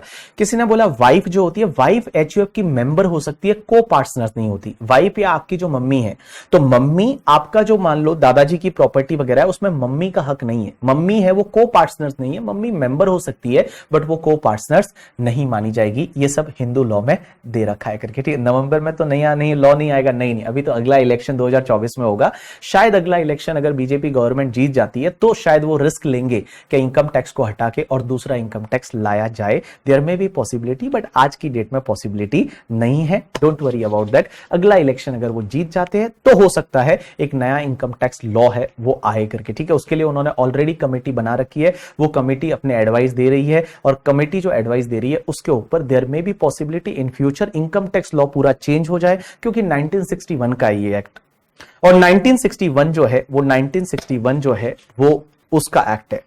क्या मैरिज के बाद भी बेटी का हक होता है पापा की प्रॉपर्टी में? आंसर इज यस होता है करके, ठीक है। आंसर इज यस होता है। तो आजकल तो क्या होता है ना, हम लोग ऐसे बहुत सारे लोग क्या करते हैं, बहुत सारे लोग ऐसा करते हैं कि बेटी की शादी हो गई उसके बाद में उससे एक लिखवा के ले लेते हैं, एक डीड बना देते हैं कि मैं मेरी जो प्रॉपर्टी का हक है मेरे भाई के फेवर में ट्रांसफर कर रही हूं, मैं मेरे भाई के फेवर में दे रही हूं, ऐसा करके उससे लिखवा के ले लेते हैं। क्योंकि सुप्रीम कोर्ट का जजमेंट है वो ये बोलता है कि शादी हो गई बेटी की, उसके बाद भी उसके पेरेंटल प्रॉपर्टी में उसका हक रहता है, उसका हक रहेगा करके, ठीक है। चलिए, अब आप एक काम करिए, इससे आगे बढ़िए प्लीज आप इससे आगे बढ़िए थोड़ा। तो पर्सन की डेफिनेशन में कौन कौन आता है? इंडिविजुअल आता है, चलिए। उसके बाद एचयूएफ आता है, आंसर इज यस। एचयूएफ के बाद में गाइस पार्टनरशिप फर्म जो है, वो पार्टनरशिप फर्म भी एक पर्सन की डेफिनेशन में आती है। अब फर्म का मतलब क्या? पार्टनरशिप फर्म जो आपके पार्टनरशिप एक्ट है उसके अंतर्गत जो फर्म होती है, दैट इज कॉल्ड फर्म। एक चीज ध्यान रखना, पार्टनरशिप फर्म इंडिया में रजिस्टर्ड भी हो सकती है, नहीं रजिस्टर्ड है तो भी चलेगा। आपने पार्टनरशिप अगर एक्ट पढ़ा होगा कहीं पे, अगर आपके लॉ में फाउंडेशन में वगैरह था, तो अगर नहीं पढ़ा है तो भी चलेगा। तो पार्टनरशिप फर्म अगर रजिस्टर्ड है या नहीं रजिस्टर्ड उससे कोई फर्क नहीं पड़ता, फर्म भी एक पर्सन की डेफिनेशन में आती है। लेकिन एक चीज ध्यान रखना, firm always include the LLP. एक लिमिटेड लाइबिलिटी पार्टनरशिप और नया फंडा है, तो लिमिटेड लाइबिलिटी पार्टनरशिप जो होती है ना, वो लिमिटेड लाइबिलिटी पार्टनरशिप है, वो लिमिटेड लाइबिलिटी पार्टनरशिप भी पार्टनरशिप फर्म में आती है और उसको भी एक सेपरेट एंटिटी माना जाता है। तो एलएलपी बना दो या फर्म बना दो तो फर्म में एलएलपी भी आएगा। तो इनकम टैक्स में एक चीज बता दो, जहां जहां फर्म लिखा होगा ना, उसका मतलब यहां पे एलएलपी भी है करके। जहां जहां फर्म लिखा है उसका मतलब यहां एलएलपी भी है, यहां एलएलपी की भी बात होती है। उसके बाद चौथे नंबर पे एक पर्सन है, दैट इज द कंपनी। तो कंपनी अपने आप में एक अलग पर्सन रहेगा करके, ठीक है। Company is also a person. अब एक और चीज समझना, कंपनी का मतलब बॉडी कॉर्पोरेट। अगर कोई ऐसा कॉर्पोरेट, बॉडी कॉर्पोरेट जो या तो इंडिया में कहीं रजिस्टर्ड हुआ है कंपनीज एक्ट में, या इंडिया के बाहर रजिस्टर्ड हुआ है, देयर में भी पॉसिबिलिटी कि कोई कंपनी इनकॉर्पोरेट हुई है सिंगापुर में, तो क्या उसको भी अपन पर्सन में मानेंगे? Answer is yes, that is called company. तो कंपनी जो है वो कंपनी भी तुम्हारा क्या माना जाएगा? एक अलग पर्सन माना जाता है। उसके बाद में एक कॉन्सेप्ट आता है, that is the AOPBOI. AOPBOI का मतलब होता है, फुल फॉर्म होता है association of person and body of individual. अब एक बात समझना, ये association of person and body of individual, AOPBOI क्या होता है करके, ठीक है। अब एक बात समझना, ये एओपीबीओआई क्या होता है कि जैसे आपने सुना होगा बहुत बार लोग ज्वाइंट वेंचर में एंटर कर लेते हैं। तो अगर ज्वाइंट वेंचर में आप एंटर करते हो तो ज्वाइंट वेंचर क्या माना जाएगा? अगर आप उसको कंपनी नहीं बनाते या पार्टनरशिप फर्म नहीं बनाते तो हम उसको एओपीबीओआई बोलते हैं। जैसे for an example, I can take a example, एक बंदा है जैसे मिस्टर बीबी, एक कंपनी है जिसका नाम है केके लिमिटेड, और एक और कंपनी है जिसका नाम है मान लो हरी लिमिटेड। अब ये तीनों लोग मिलके कुछ काम करते हैं और ये फर्म नहीं बनाते, ये जो है ये फर्म नहीं बनाते हैं, तो इसको क्या बोला जाएगा? एओपीबीओआई बोला जाएगा। इसको बोला जाएगा एओपीबीओआई। मींस आप लोग साथ में आते हैं, कुछ करते हैं करके, ठीक है। और भैया आप यहां पे फर्म या कंपनी इनकॉर्पोरेट नहीं करते, मींस आप ना तो फर्म बनाते हैं ना आप कंपनी बनाते हैं, तो उसको फिर माना जाता है एओपीबीओआई। एग्जांपल के लिए आप जॉइंट वेंचर समझिए कि जैसे मान लो इन सब लोगों ने मिलकर जॉइंट वेंचर किया, मिस्टर बीबी ने मिलकर जॉइंट वेंचर किया, केके है और यहां पे हरी लिमिटेड है, इन तीनों ने मिलकर कोई जॉइंट वेंचर बना दिया और इसको पार्टनरशिप फर्म या कंपनी नहीं बनाया, तो इसको बोला जाता है एओपी और BOI, association of person and body of individual, association of person and body of individual. अब आप बोलोगे कि सर एक बात बताओ, ये एसोसिएशन ऑफ पर्सन या बॉडी ऑफ इंडिविजुअल जो है, इन दोनों में फर्क क्या है? फिर आप एओपीबीओआई साथ में क्यों बोल रहे हो? इन दोनों में कुछ तो फर्क होगा। एक होता है एसोसिएशन ऑफ पर्सन और एक होता है बॉडी ऑफ इंडिविजुअल। देखो फर्क है, जैसे यहां पे ये मिस्टर बीबी एक इंडिविजुअल है, केके लिमिटेड एक कंपनी है और हरी लिमिटेड एक कंपनी है, ये सब मिलके जो लोग बनाते हैं ना, इसको बोला जाता है एओपी। मींस यहां पे कोई भी मेंबर बन सकता है, कंपनी भी मेंबर बन सकती है करके, ठीक है। कंपनी है वो कंपनी भी मेंबर बन सकती है, as well as the individual भी मेंबर बन सकता है, कोई पार्टनरशिप फर्म भी मेंबर बन सकती है, that is the AOP. But एक बात समझना, बीओआई जो रहता है ना, बॉडी ऑफ इंडिविजुअल, उसमें सिर्फ इंडिविजुअल लोग होते हैं, वो इंडिविजुअल लोग ही मेंबर बन सकते हैं। इंडिविजुअल का मतलब हम जितने भी बच्चे हैं, मान लो अपन जितने भी इंडिविजुअल लोग हैं, हमने मिलके चालू किया, ठीक है, कि चलिए हम एक काम करते हैं, जॉइंट वेंचर करते हैं, कुछ ऐसा बिजनेस चालू करते हैं। तो बॉडी ऑफ इंडिविजुअल जो रहते हैं ना, उसमें सिर्फ इंडिविजुअल लोग ही आते हैं, इसमें कोई भी कंपनी पार्टनरशिप फर्म वगैरह नहीं आती, that is called your body of individual. तो इतना फर्क है कि एओपी में क्या होता है, सिर्फ जो एओपी है, एओपी में कोई भी पर्सन मेंबर बन सकता है, बट बॉडी ऑफ इंडिविजुअल में सिर्फ इंडिविजुअल लोग हैं वो ही मेंबर बनते हैं। उसके बाद में एक और पर्सन होता है, अच्छा I got, BOI means body of individual, means only individual लोग हैं वो उसमें मेंबर बनते हैं, बट एओपी में क्या होता है, ऑल पर्सन, कोई भी पर्सन है वो मेंबर बन सकता है। अब एक और चीज समझना, एक कॉन्सेप्ट आता है लोकल अथॉरिटी। अब आप बोलोगे लोकल अथॉरिटी कौन रहता है? लोकल अथॉरिटी मींस आपके एरिया में जो ग्राम पंचायत है, आपके एरिया में जो ग्राम पंचायत है एज वेल एज म्युनिसिपलिटी है, नगर पालिका है, उसको बोला जाता है लोकल अथॉरिटी। तो लोकल अथॉरिटी मतलब क्या होता है कि जो गवर्नमेंट से पैसा आता है आपके लिए यूज करते हैं, वो जो है वो लोकल अथॉरिटी है। तो लोकल अथॉरिटी जो होता है ना, वो भी अपने आप में एक अलग पर्सन माना जाता है। और लास्ट में एक पर्सन होता है, that is the artificial juridical person. अब आप बोलोगे ये आर्टिफिशियल ज्यूरिडिकल पर्सन क्या होता है, तो मैं बताऊं, आर्टिफिशियल ज्यूरिडिकल पर्सन का मतलब होता है कि अगर मान लो कोई पर्सन इसमें कवर नहीं हुआ कहीं पे, जैसे individual, HUF, firm, company, AOP, BOI, local authority में कवर नहीं हुआ, तो वो तुम्हारा आर्टिफिशियल ज्यूरिडिकल पर्सन में कवर होता है। तो अगर कोई पर्सन है वो अगर इंडिविजुअल भी नहीं है, एचयूएफ भी नहीं है, फर्म भी नहीं है, कंपनी भी नहीं है, एओपी बीओआई भी नहीं है, लोकल अथॉरिटी भी नहीं है, तो वो तुम्हारा कहां जाएगा? आर्टिफिशियल जुरिडिकल पर्सन है, वो आर्टिफिशियल जुरिडिकल पर्सन में वो कवर हो जाएगा। That person will be covered in the artificial juridical person. Means जो आपका नेचुरल पर्सन नहीं है। एग्जाम्पल के लिए मैं बता दूं, जैसे भगवान, देइटी जिसको आप बोलते हैं करके, ठीक है, जो भगवान है, एक बात बताइए, जो भगवान है वो भगवान कहां पे जाएंगे? देइटीज, भगवान के जो टेंपल है वो कहां जाएंगे? उनको ना तो आप इंडिविजुअल बोल सकते हो, ना वो एचयूएफ है, ना वो पार्टनरशिप फर्म है, ना वो कंपनी है, ना एओपी बीओआई है, ना लोकल अथॉरिटी है, तो वो भगवान कहां पे जाएंगे? आर्टिफिशियल जुरिडिकल पर्सन में जाएंगे। यस, जो देइटी वगैरह है वो तुम्हारे कहां जाएंगे? आर्टिफिशियल जुरिडिकल पर्सन में जाएंगे। या फिर आपने सुना होगा यूनिवर्सिटी। अब कोई यूनिवर्सिटी है, मान लो वो कंपनी वगैरह नहीं है, तो यूनिवर्सिटी कहां पे जाएगी?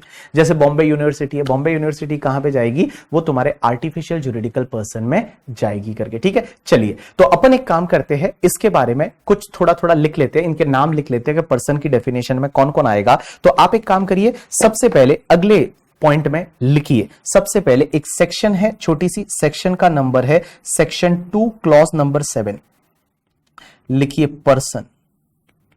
2 क्लॉज नंबर 30 बना, नॉट 7, मैंने चेंज किया 231 क्योंकि 7 एसएससी का डेफिनेशन है। 231 लिखिए, जैसा मैं एक एक पॉइंट लिखता हूं वैसे लिखिए पर्सन।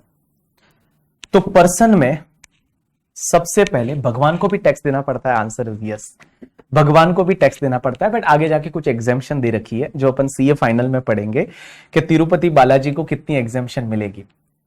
एग्जेम्पशन, उनको एग्जेम्पशन दे रखी है, टैक्स तो देना ही पड़ता है बट उनको एग्जेम्पशन दे रखी है कुछ कंडीशंस के साथ में। तो लिखिए पर्सन में सबसे पहला पर्सन लिखिए इंडिविजुअल, और इंडिविजुअल में एग्जाम्पल के लिए मैं साथ साथ में ऐसे लिखता जाऊंगा एग्जाम्पल में लिख लीजिए मिस्टर तुषार। एग्जाम्पल में लिख लीजिए मिस्टर तुषार। हां सही बोल रहा है संदीप, तुषार। भगवान को भी टैक्स देना पड़ता है। दूसरा लिखिए एचयूएफ, हिंदू अनडिवाइडेड फैमिली, और एचयूएफ में एग्जाम्पल में लिख लीजिए बीबी इज एचयूएफ। मैंने मेरा एचयूएफ बना रखा है, बीबी इज एचयूएफ, बीबी इज एचयूएफ।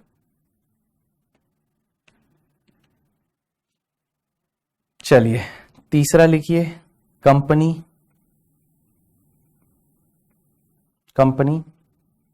और कंपनी के एग्जाम्पल में लिख लीजिए, कोई भी कंपनी का नाम लिख लेते हैं, Bajaj finance limited, Bajaj finance limited, Bajaj finance limited. Company के बाद में लिख लीजिए partnership firm,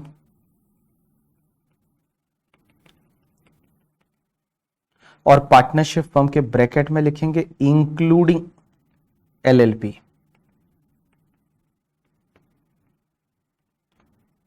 LLP, including LLP. और एग्जाम्पल में लिख लीजिए बीबी वर्चुअल, हमारी पार्टनरशिप फर्म है, बीबी वर्चुअल्स फर्म। या एक और एग्जाम्पल में लिख लीजिए बीबी वर्चुअल फर्म, और एक और एग्जाम्पल में लिख लीजिए, एक और हमने एलएलपी बना रखी है, एग्जाम्पल के लिए लिख रहा हूं Gupmi, GUP, Gupmi foods LLP, Gupmi foods LLP, Gupmi foods LLP partnership firm. उसके बाद आप जो है वो लिखिए एओपी बीओआई में। तो एओपी बीओआई में एग्जाम्पल में लिख लीजिए A&B joint venture, A&B joint venture, A&B joint venture. या एग्जाम्पल में लिखिए क्लब्स। ये जो क्लब होते हैं ना, क्लब्स आपने सुना होगा, क्लब्स ये एओपी बीओआई में आते हैं।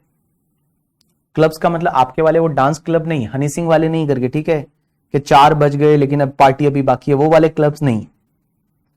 जो आपने क्लब सुने होंगे ना बहुत बार, कि आपने देखा होगा वहां एक क्लब बनते, लोग मिलते हैं और फिर बोलते हैं हम पार्टी करेंगे, मतलब पार्टी मतलब दैट टाइप ऑफ क्लब करके, ठीक है। तो जो क्लब बनते हैं वो क्लब भी एओपी बीओआई में आते हैं। एओपी बीओआई का फुल फॉर्म होता है association of person and body of individual. तो चलिए इसका मैं फुल फॉर्म भी आपके लिए लिख लेता हूं यहां पे। तो फुल फॉर्म में लिख लीजिए एसोसिएशन ऑफ पर्सन एंड दूसरा body of individual. Association of person and body of individual या रोटरी क्लब वगैरह। या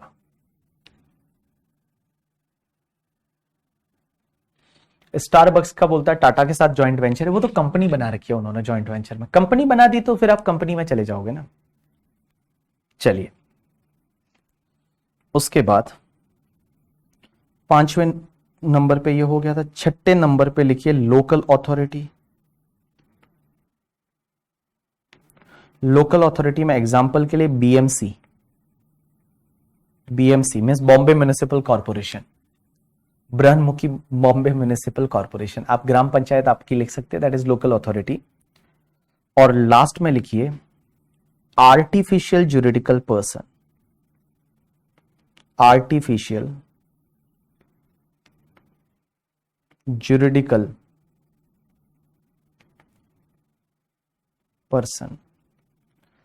एग्जाम्पल के लिए आप लिख सकते हैं दैतीस, उसके बाद यूनिवर्सिटीज एटसेट्रा एटसेट्रा।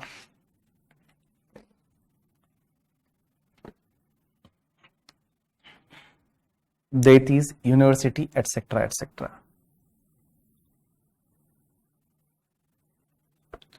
हाँ दीप्ति सही बोल रहे हो। चलिए उसके बाद में एक कॉन्सेप्ट आता है, छोटा सा कॉन्सेप्ट है, लिखिए एसएससी। एसएससी का मतलब क्या होता है? तो section 2 sub clause number 7, not sub section 7, clause number 7 लिखिए एसएससी। अब एक बात समझिए बेटा, ये जितने भी देतीस का मतलब होता है देवी देवता करके, ठीक है। देतीस का मतलब होता है देवी देवता भगवान वगैरह वो वाले करके, ठीक है। वो तुम्हारे किस में आएंगे? Artificial juridical person. अब एक बात समझना, इस पे अपन ज्यादा टाइम और लगाएंगे नहीं। इधर देखिए, मेरी तरफ देखिए आप सब लोग, इधर देखिए। एक होता है एसएससी। अब आप बोलोगे एसएससी किसको बोलेंगे? तो एसएससी किसको बोलेंगे पता है?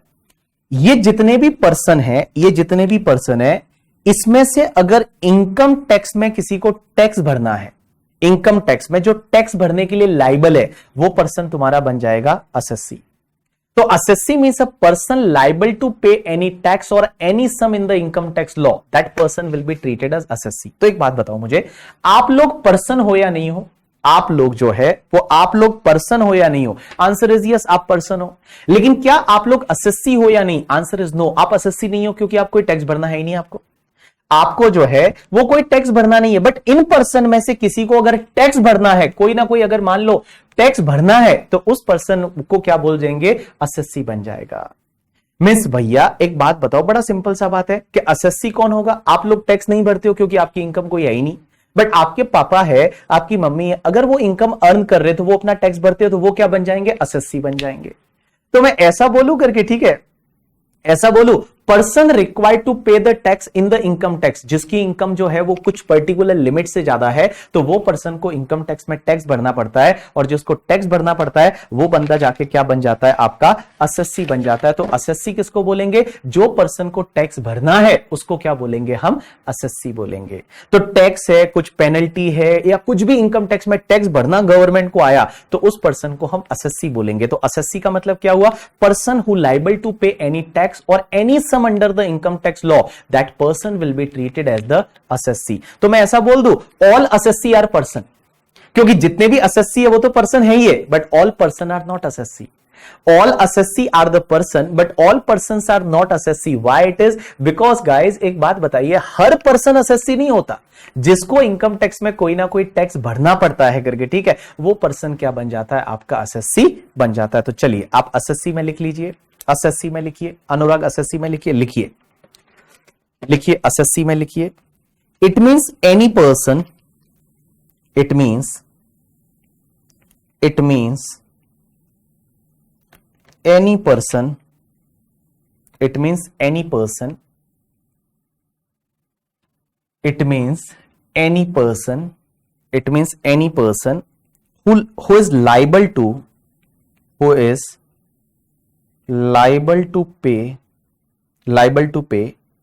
any tax, it means any person who is liable to pay any tax or any other sum is sum, any other sum under income tax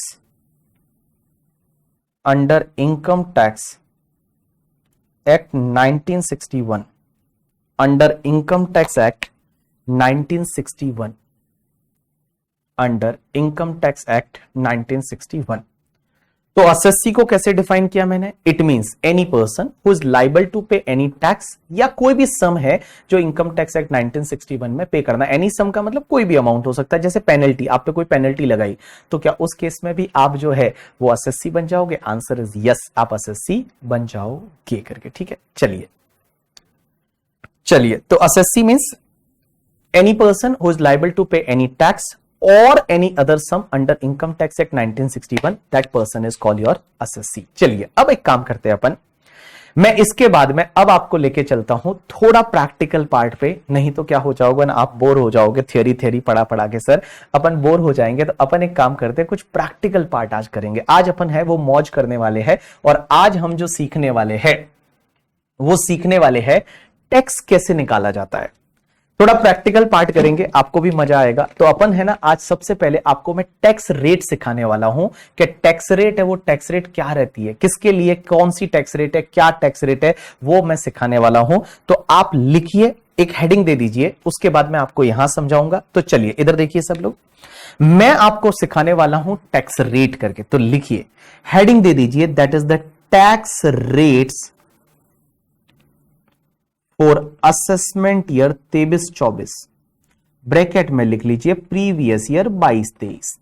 तो जो 22-23 में इनकम कमाओगे उस पे असेसमेंट ईयर 23-24 में टैक्स भरोगे। तो सर टैक्स रेट है क्या basically, अभी मजा आएगा, टैक्स रेट है क्या करके। ठीक है सर, एओपी में बीओआई भी इंक्लूड होता है लेकिन उसको अलग माना जा, मतलब अपन है ना, देखो फाइनल में इसके बारे में, इंटर में है ही नहीं इसका टैक्स वगैरह कैसे निकालते हैं, क्या निकालते हैं एओपी बीओआई के बारे में। इसमें से मैं बताऊं, इंटरमीडिएट में सिर्फ इंडिविजुअल का है, इंटरमीडिएट में इंडिविजुअल टॉपिक है, टैक्सेबिलिटी सिर्फ इंडिविजुअल को लेके, बाकी किसी की टैक्सेबिलिटी इंटरमीडिएट में नहीं है। इंटरमीडिएट में जो है वो सिर्फ इंडिविजुअल के बारे में है कि इंडिविजुअल का टैक्स कैसे निकालना है, एचयूएफ का, कंपनी का, partnership firm, AOP BOI, local authority, artificial juridical person, ये सब सीए फाइनल में डाल दिया है। इंटरमीडिएट में सिर्फ इंडिविजुअल की टैक्सेबिलिटी से रिलेटेड चीजें है करके। ठीक है, चलिए अब एक बात समझना, tax rate for the assessment year 23-24 के लिए टैक्स रेट क्या है। और यहां पे एक बात मैं आपको बात बताऊं, इधर देखो, हम जो अभी पढ़ने वाले आज, वो हम पढ़ने वाले हैं जनरल टैक्स रेट। तो आप लिख लीजिए पास में, जनरल टैक्स रेट। अब आप बोलोगे जनरल टैक्स रेट क्या होता है? देखो दो तरह की टैक्स रेट होती है, अभी आप लिखेंगे नहीं, अभी आप रुक जाइए, अभी आप लिखेंगे नहीं, इधर देखिए, पॉलिटिकल पार्टी है वो एओपी बीओआई में जाती है, इधर देखिए आप लोग, पॉलिटिकल पार्टी है वो एओपी बीओआई में जाती है, इधर देखिए आप लोग, इधर देखिए, एनजीओ एओपी बीओआई में इंक्लूड होते हैं। यस, अगर कोई आपने ट्रस्ट बना दिया तो वो एओपी बीओआई में जाएगा करके। ठीक है, जो एनजीओ होते हैं वो एओपी बीओआई में जाते हैं, एज वेल एज द, मैंने आपको क्या बताया, ये आपका पॉलिटिकल पार्टी है वो भी एओपी बीओआई में जाते हैं। अब आप इधर देखिए, दो तरह की टैक्स रेट होती है बेटा, एक तो होती है जनरल टैक्स रेट और एक होती है special tax rate. General tax rate और एक इनकम टैक्स में होती है स्पेशल टैक्स रेट। अब आप बोलोगे स्पेशल टैक्स रेट क्या है, जनरल टैक्स रेट क्या है? चलिए इधर देखिए, मैं आपको पहले स्पेशल टैक्स रेट के बारे में बता दूं कि स्पेशल टैक्स रेट क्या है, और उसके बाद मैं बताऊंगा general tax rate. Special tax rate, ये आपने ये सुना क्या, क्रिप्टो करेंसी वगैरह, बिटकॉइन वगैरह करके। ठीक है, आपने बिटकॉइन सुना होगा, आपने क्रिप्टो करेंसी सुना होगा। तो एक बात बताऊं, ये जो क्रिप्टो करेंसीज रहते हैं ना, इनको अगर आप बेचोगे तो आपने सुना होगा कि निर्मला सीतारमण जी ने इस पे टैक्स लगा दिया, और उस पे टैक्स लगेगा वो 30% की रेट से लगेगा। तो जो भी तुम्हारा बिटकॉइन होता है, वो बिटकॉइंस वगैरह अगर आप बेचोगे तो उस पे टैक्स 30% की रेट से लगता है। ये तुम्हारा क्या है, एक स्पेशल टैक्स रेट है। ऐसे का ऐसे आपने ये सुना होगा कि जो विनिंग्स होती है, लॉटरी लग जाती है किसी की। अभी थोड़े दिन पहले पता है, एक चेन्नई का बंदा था या केरला का बंदा था, उसकी कोई लॉटरी लग गई थी। और लॉटरी जो विनिंग्स की इनकम होती है ना, विनिंग्स की इनकम पे आपकी 30% की रेट से टैक्स लगता है। ये स्पेशल टैक्स रेट है कि विनिंग का जितना भी इनकम होगा ना, वो विनिंग की इनकम पे आपका 30% की रेट से टैक्स लगेगा। उसके साथ साथ मैं एक बात बताऊं, अगर मान लो आपकी जो इनकम होती है वो income long term capital gain है। अब आप बोलोगे लॉन्ग टर्म कैपिटल गेन क्या होता है? आएगा धीरे धीरे, अभी तो पहला दिन है। लॉन्ग टर्म कैपिटल गेन होता है, उस पर 20% की रेट से टैक्स लगता है। उसके बाद में एक आता है बेटा लॉन्ग टर्म कैपिटल गेन, जो एक सेक्शन दे रखी है 112A में, जो कि शेयर मार्केट से लॉन्ग टर्म कैपिटल गेन होता है। उस पर टैक्स है वो बहुत कम रेट से लगता है, दैट इज 10% की रेट से। एक होता है तुम्हारा शॉर्ट टर्म कैपिटल गेन। अगर short term capital gain share market से होता है तो उस पर टैक्स लगता है 15%। ये सब चीजें मैं आपको आगे जाके एक मैं पढ़ाऊंगा करके, ठीक है, कि बिटकॉइन पे टैक्स कैसे लगेगा, विनिंग पे टैक्स कैसे लगेगा, एलटीसीजी पे टैक्स कैसे लगेगा, एलटीसीजी 112A वाले पे टैक्स कैसे लगेगा, एसटीसीजी 111 वाले पे टैक्स कैसे लगेगा। बट वो एक स्पेशल रेट्स है करके। ऐसे ही एक बात बताओ, डीमोनेटाइजेशन हुआ ना, डीमोनेटाइजेशन के टाइम पे एक सेक्शन लाई गई थी, बड़ा मस्त वाली सेक्शन है, मैं आपको बताऊं, आपको मजा आएगा सुन के। डीमोनेटाइजेशन जब हुआ ना, डीमोनेटाइजेशन जो अभी लाइक उसी की 6th एनिवर्सरी मनाई गई, 6th एनिवर्सरी मनाई गई, तो उसमें आपने सुना होगा कि डीमोनेटाइजेशन के टाइम पे लोगों ने क्या किया, बैंक में पैसा जमा कराया। अपना कैश था, कैश को ले जाके बैंक में जमा करा दिया। अब वहां पे अगर इनकम टैक्स वालों ने पूछा कि भैया ये पैसा कहां से लाया है, आप बताओ, ये जो पैसा है आपने कहां से लाया, बैंक में जमा कराया, आपने ये पैसा कहां से लाया है? अगर आप इसकी एक्सप्लेनेशन नहीं दे पाए, आप जो है वो उसकी एक्सप्लेनेशन दे ही नहीं पाए, आप एक्सप्लेनेशन दे ही नहीं पा रहे हो, बोल रहे हो पता नहीं कहां से आया करके, ठीक है। तो लॉ मेकर्स ने एक स्पेशल टैक्स रेट डाली थी उस टाइम पे, और वो स्पेशल टैक्स रेट है वो कौन सी रेट से डाली पता है? कि अगर आपका कोई कैश क्रेडिट है, कैश क्रेडिट का मतलब आपका कोई पैसा जमा कराया, आप बता ही नहीं रहे हो वो पैसा कहां से आया है, तो उस पर बेटा 60% की रेट से टैक्स लगता है। उस पे 60% है, वो 60% की रेट से टैक्स लगता है अगर आपका कैश क्रेडिट है तो मैं बताऊं ये सब स्पेशल टैक्स रेट है, 60% की रेट से है वो उस पे टैक्स लगता है। और मैं आप आगे जाके बताऊंगा कि 60% के साथ में है ना, इस पे 25% सरचार्ज और जोड़ते हैं, और 4% हेल्थ एंड एजुकेशन सेस और लगता है, तो कुल मिला के 78% है वो टैक्स गवर्नमेंट को भरना पड़ता है कैश क्रेडिट में। अगर आपने कोई बैंक में पैसा जमा कराया और बैंक में पैसा जमा कराया करके, ठीक है, 78% टैक्स लगता है। कैसे? 60% का टैक्स रेट, उस पर 25% एक सरचार्ज है, एक्स्ट्रा टैक्स और है, 25% एक्स्ट्रा टैक्स करके, और उस पर 4% एक हेल्थ एंड एजुकेशन सेस, तो 78% की रेट से टैक्स लगता है कैश क्रेडिट पे। कैश क्रेडिट है नितेश, उस पर 78% की रेट से टैक्स लगता है। ये सब स्पेशल रेट्स है। ये स्पेशल रेट्स आज अपन नहीं पढ़ेंगे, स्पेशल रेट्स हम टॉपिक के साथ साथ में पढ़ेंगे, आज अपन नहीं पढ़ेंगे। आज मैं आपको सिर्फ जनरल टैक्स रेट पढ़ाऊंगा। जनरल टैक्स रेट है वो जनरल टैक्स रेट पढ़ाऊंगा। स्पेशल इनकम जो है उसकी टैक्स रेट में टॉपिक के साथ साथ पढ़ाऊंगा। जैसे कैपिटल गेन वाले कैपिटल गेन में पढ़ाऊंगा, ये विनिंग बिटकॉइन वाली अदर सोर्सेज में पढ़ाऊंगा, कैश क्रेडिट वाली भी अदर सोर्सेज में बताऊंगा। लेकिन आज जो मैं है वो आपको बताने वाला हूं जनरल टैक्स रेट। तो चलिए सर, जनरल टैक्स रेट कैसे लगता है, सब लोगों का ध्यान इधर होना चाहिए। अभी आपको लिखना नहीं है, आपका पूरा ध्यान इधर होना चाहिए। तो सबसे पहले हम पढ़ रहे हैं आज से जनरल टैक्स रेट। तो देखिए, जनरल टैक्स रेट में एक चीज ध्यान रखना, सबसे पहले हम पढ़ रहे हैं इन केस ऑफ, अगर कोई पर्सन इंडिविजुअल है, या कोई पर्सन एचयूएफ है, या कोई पर्सन एओपी है, बीओआई है, या आर्टिफिशियल जुरिडिकल पर्सन है। तो in case of individual, HUF, AOP, BOI, artificial juridical person, इनके केस में टैक्स कैसे लगता है, इनकम जो हुई, इनकम पे कौन सी रेट से टैक्स लगता है। तो देखो, सबसे पहले इसमें पॉइंट नंबर ए लेता हूं, that is in case of individual, HUF कुछ लिखना मत, एओपी एक हजूर मत लिख, बीओआई और आर्टिफिशियल जुरिडिकल पर्सन, वापस होगा वो लिख लिया जो ऊपर लिखा था। In case of individual, HUF, AOP, BOI, artificial juridical person, ये लोग अगर रेजिडेंट है या फिर नॉन रेजिडेंट है, उससे कोई फर्क नहीं पड़ता। अब आप बोलोगे रेजिडेंट किसको मानते, नॉन रेजिडेंट किसको मानते, सीखेंगे, अलग टॉपिक आएगा उसका। Resident and non resident. तो रेजिडेंट है या नॉन रेजिडेंट है उससे कोई फर्क नहीं पड़ता in case of individual, HUF, AOP, BOI, artificial juridical person. Guys इनके केस में टैक्स कैसे लगता है पता है, आपकी जो टोटल इनकम है, टोटल इनकम, वो टोटल इनकम अगर अप टू 2,50,000 रुपीज है, मीन्स आपकी इनकम 2.5 लाख रुपए तक ही है, आपकी जो इनकम है वो 2.5 लाख रुपए है, 2.5 लाख रुपए तक है, तो उस केस में बेटा यहां पे जो आपकी जो टैक्स रेट है ना, वो टैक्स रेट निल है, मीन्स इस पे कोई भी टैक्स नहीं लगेगा।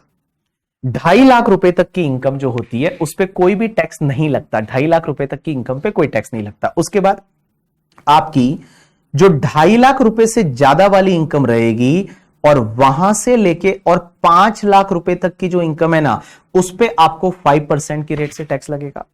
2.5 लाख रुपए से लेके और आपका 5 लाख तक का इनकम होगा, उस पे आप जो है वो 5% से टैक्स लगा। नोट मत करना, मैं करवाऊंगा। इधर देखिए, 2.5 लाख से लेके 5 लाख तक की इनकम पे 5% टैक्स लगता है। जो भी 5 लाख से ज्यादा इनकम होगी और बेटा अप टू 10 लाख तक की जो इनकम रहेगी, उस पे आपको 20% की रेट से टैक्स लगेगा।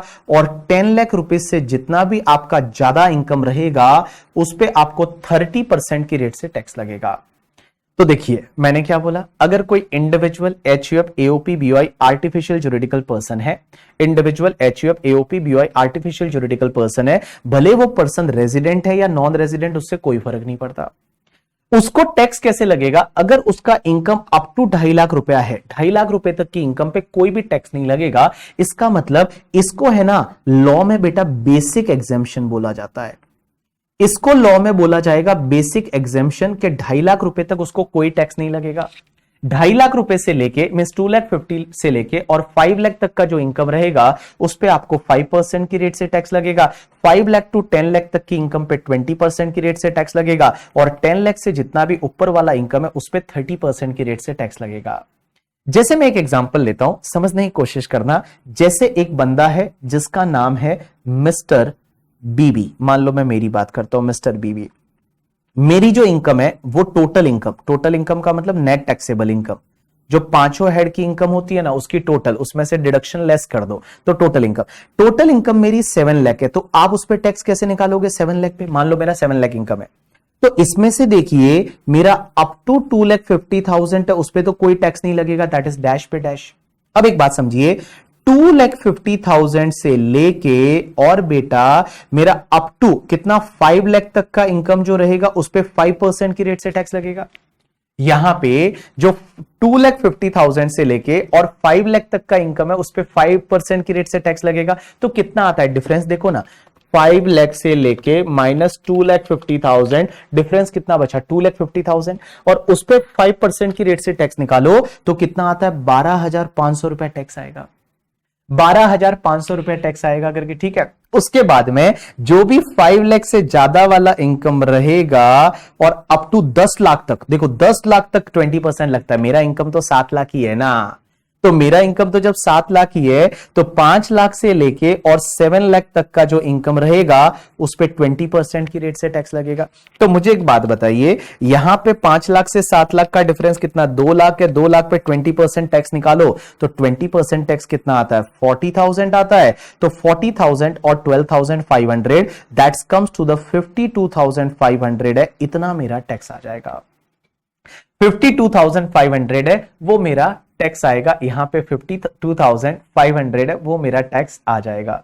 तो कैसे टैक्स निकाला, अप टू 2,50,000 कुछ भी टैक्स नहीं, 250 से 5 lakh 5%, 5 lakh to 10 lakh 20%, more than 10 lakh 30%। तो देखिए आपको टैक्स कैसे निकालना है, इसको मैं यहां से डिलीट कर रहा हूं कुछ टाइम के लिए, सिर्फ मैंने आपको ये स्लैब रेट समझाने के लिए बताया था। तो देखिए, in case of individual, HUF, AOP, BOI, artificial juridical person, इनके केस में टैक्स कैसे आएगा, रेजिडेंट हो नॉन रेजिडेंट हो उससे कोई फर्क नहीं पड़ता।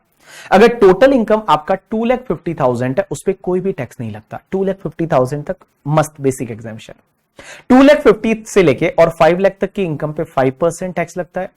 5 लाख से लेके और आपका 10 लाख तक 20% टैक्स लगेगा, और 10 लाख से ऊपर वाले पे आपको 30% की रेट से टैक्स लगेगा। अब एक बात समझना, इधर देखना, इधर देखना, इधर देखना। हमारी गवर्नमेंट ने सीनियर सिटीजन के मौज की हुई है। सीनियर सिटीजन के लिए कुछ ज्यादा फायदा है। क्या फायदा? देखिए, इधर देखिए, लॉ मेकर्स बोलते हैं कि अगर कोई पर्सन सीनियर सिटीजन है, in case of senior citizen, अब आप बोलेंगे सीनियर सिटीजन कौन होता है? तो सीनियर सिटीजन को हमने डिफाइन कर रखा है इनकम टैक्स में। सीनियर सिटीजन का मतलब होता है अगर कोई रेजिडेंट इंडिविजुअल है, कुछ लिखना नहीं है, इधर देख लीजिए, रेजिडेंट इंडिविजुअल है, रेजिडेंट इंडिविजुअल जिसका एज जो है वो 60 इयर्स और मोर हो गया है इन प्रीवियस ईयर। तो प्रीवियस ईयर में जिसका एज 60 इयर्स या उससे ज्यादा हो चुका है उसको बोलेंगे सीनियर सिटीजन। अब इधर देखिए, इस सीनियर सिटीजन वालों के लिए क्या किया पता है गवर्नमेंट ने? सीनियर सिटीजन वालों के लिए ये लोग बोलते हैं कि आपकी जो टोटल इनकम है ना वो अप टू 3 लाख रुपीज है तो उस पर हम टैक्स नहीं लगाएंगे। मींस 3 लाख रुपीज तक की इनकम पे कोई टैक्स नहीं लगेगा। मींस यहां पे नॉर्मल केस में 2.5 लाख था बेसिक एग्जेम्पशन, या उन्होंने 3 लाख कर दिया। लेकिन जो भी आपका 3 लाख रुपीज से ज्यादा वाला इनकम रहेगा और अप टू 5 लाख तक की इनकम पे आपको जो टैक्स लगेगा वो सिर्फ 5% लगेगा। और 5 लाख से जितना भी ज्यादा वाला इनकम रहेगा और 5 लाख से लेके और बाबू जो 10 लाख तक की इनकम रहेगी ना, उस 10 लाख तक की इनकम पे आपको 20% की रेट से टैक्स लगेगा। और 10 लाख से जितना भी ज्यादा इनकम रहेगा उस पे आपको 30% की रेट से टैक्स लगेगा। तो कुल मिला के मैं बताऊं, यहां पे इन्होंने बेसिक एग्जेम्पशन है, वो बेसिक एग्जेम्पशन सीनियर सिटीजन के लिए 3 लाख दे रखा है कि सीनियर सिटीजन के लिए 3 लाख का बेसिक एग्जेम्पशन। नॉर्मल केस में कितना है? 2,50,000। आपके केस में, मेरे केस में कितना है? 250। बट मान लो मेरे पेरेंट्स है, मेरे पापा है सीनियर सिटीजन है, तो उनके केस में कितना है? 3 लाख का बेसिक एग्जेम्पशन है। लेकिन एक और चीज समझना, जो सुपर सीनियर सिटीजन है, super senior citizen, in case of super senior citizen, super senior citizen, अब आप बोलोगे सुपर सीनियर सिटीजन कौन होते हैं? सुपर सीनियर सिटीजन ऐसे लोग होते हैं resident individual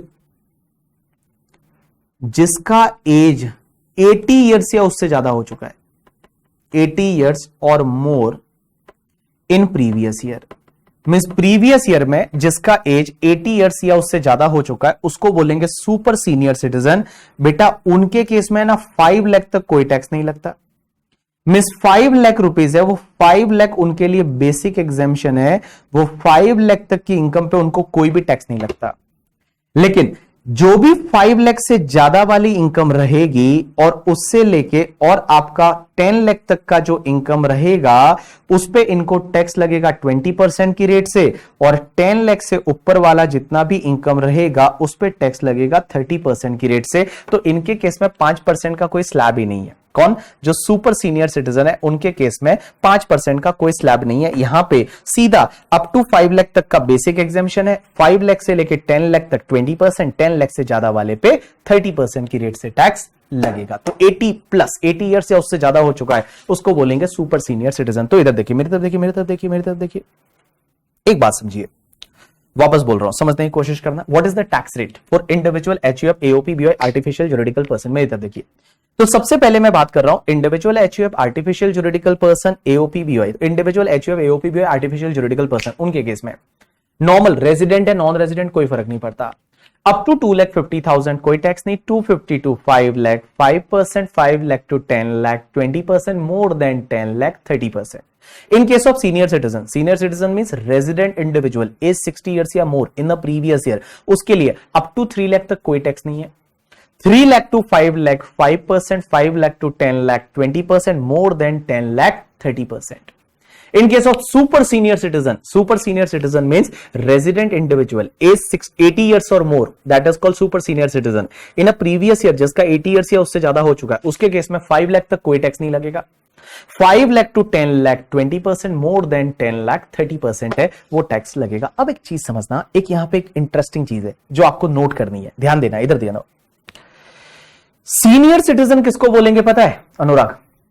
senior citizen means मैंने यहां पे लिखा है रेजिडेंट इंडिविजुअल एज 60 ईयर्स और मोर इन प्रीवियस ईयर। यहां पे मैंने एक वर्ड यूज किया है रेजिडेंट। अब आप बोलोगे रेजिडेंट क्या होता है, ये मैं अलग टॉपिक में बताऊंगा, रेसिडेंशियल स्टेटस एक पूरा टॉपिक है उसमें आएगा। लेकिन रेजिडेंट का मतलब आप समझिए कि इंडिया में वो बंदा रहता है, इंडिया में रहता है, दैट इज कॉल्ड रेजिडेंट। अब एक चीज समझना, अगर एक बंदा है जिसका नाम है मिस्टर लोबो, और ये लोबो कहां रहता है पता है, यूएसए में रहता है। थोड़ी देर के लिए आप ये समझिए, ये यूएसए में रहता है और इंडिया के लिए ये रेजिडेंट नहीं है, ये इस साल में नॉन रेजिडेंट है। अब आप रेजिडेंट कब बनते हो वो अपन पढ़ेंगे उस टॉपिक में।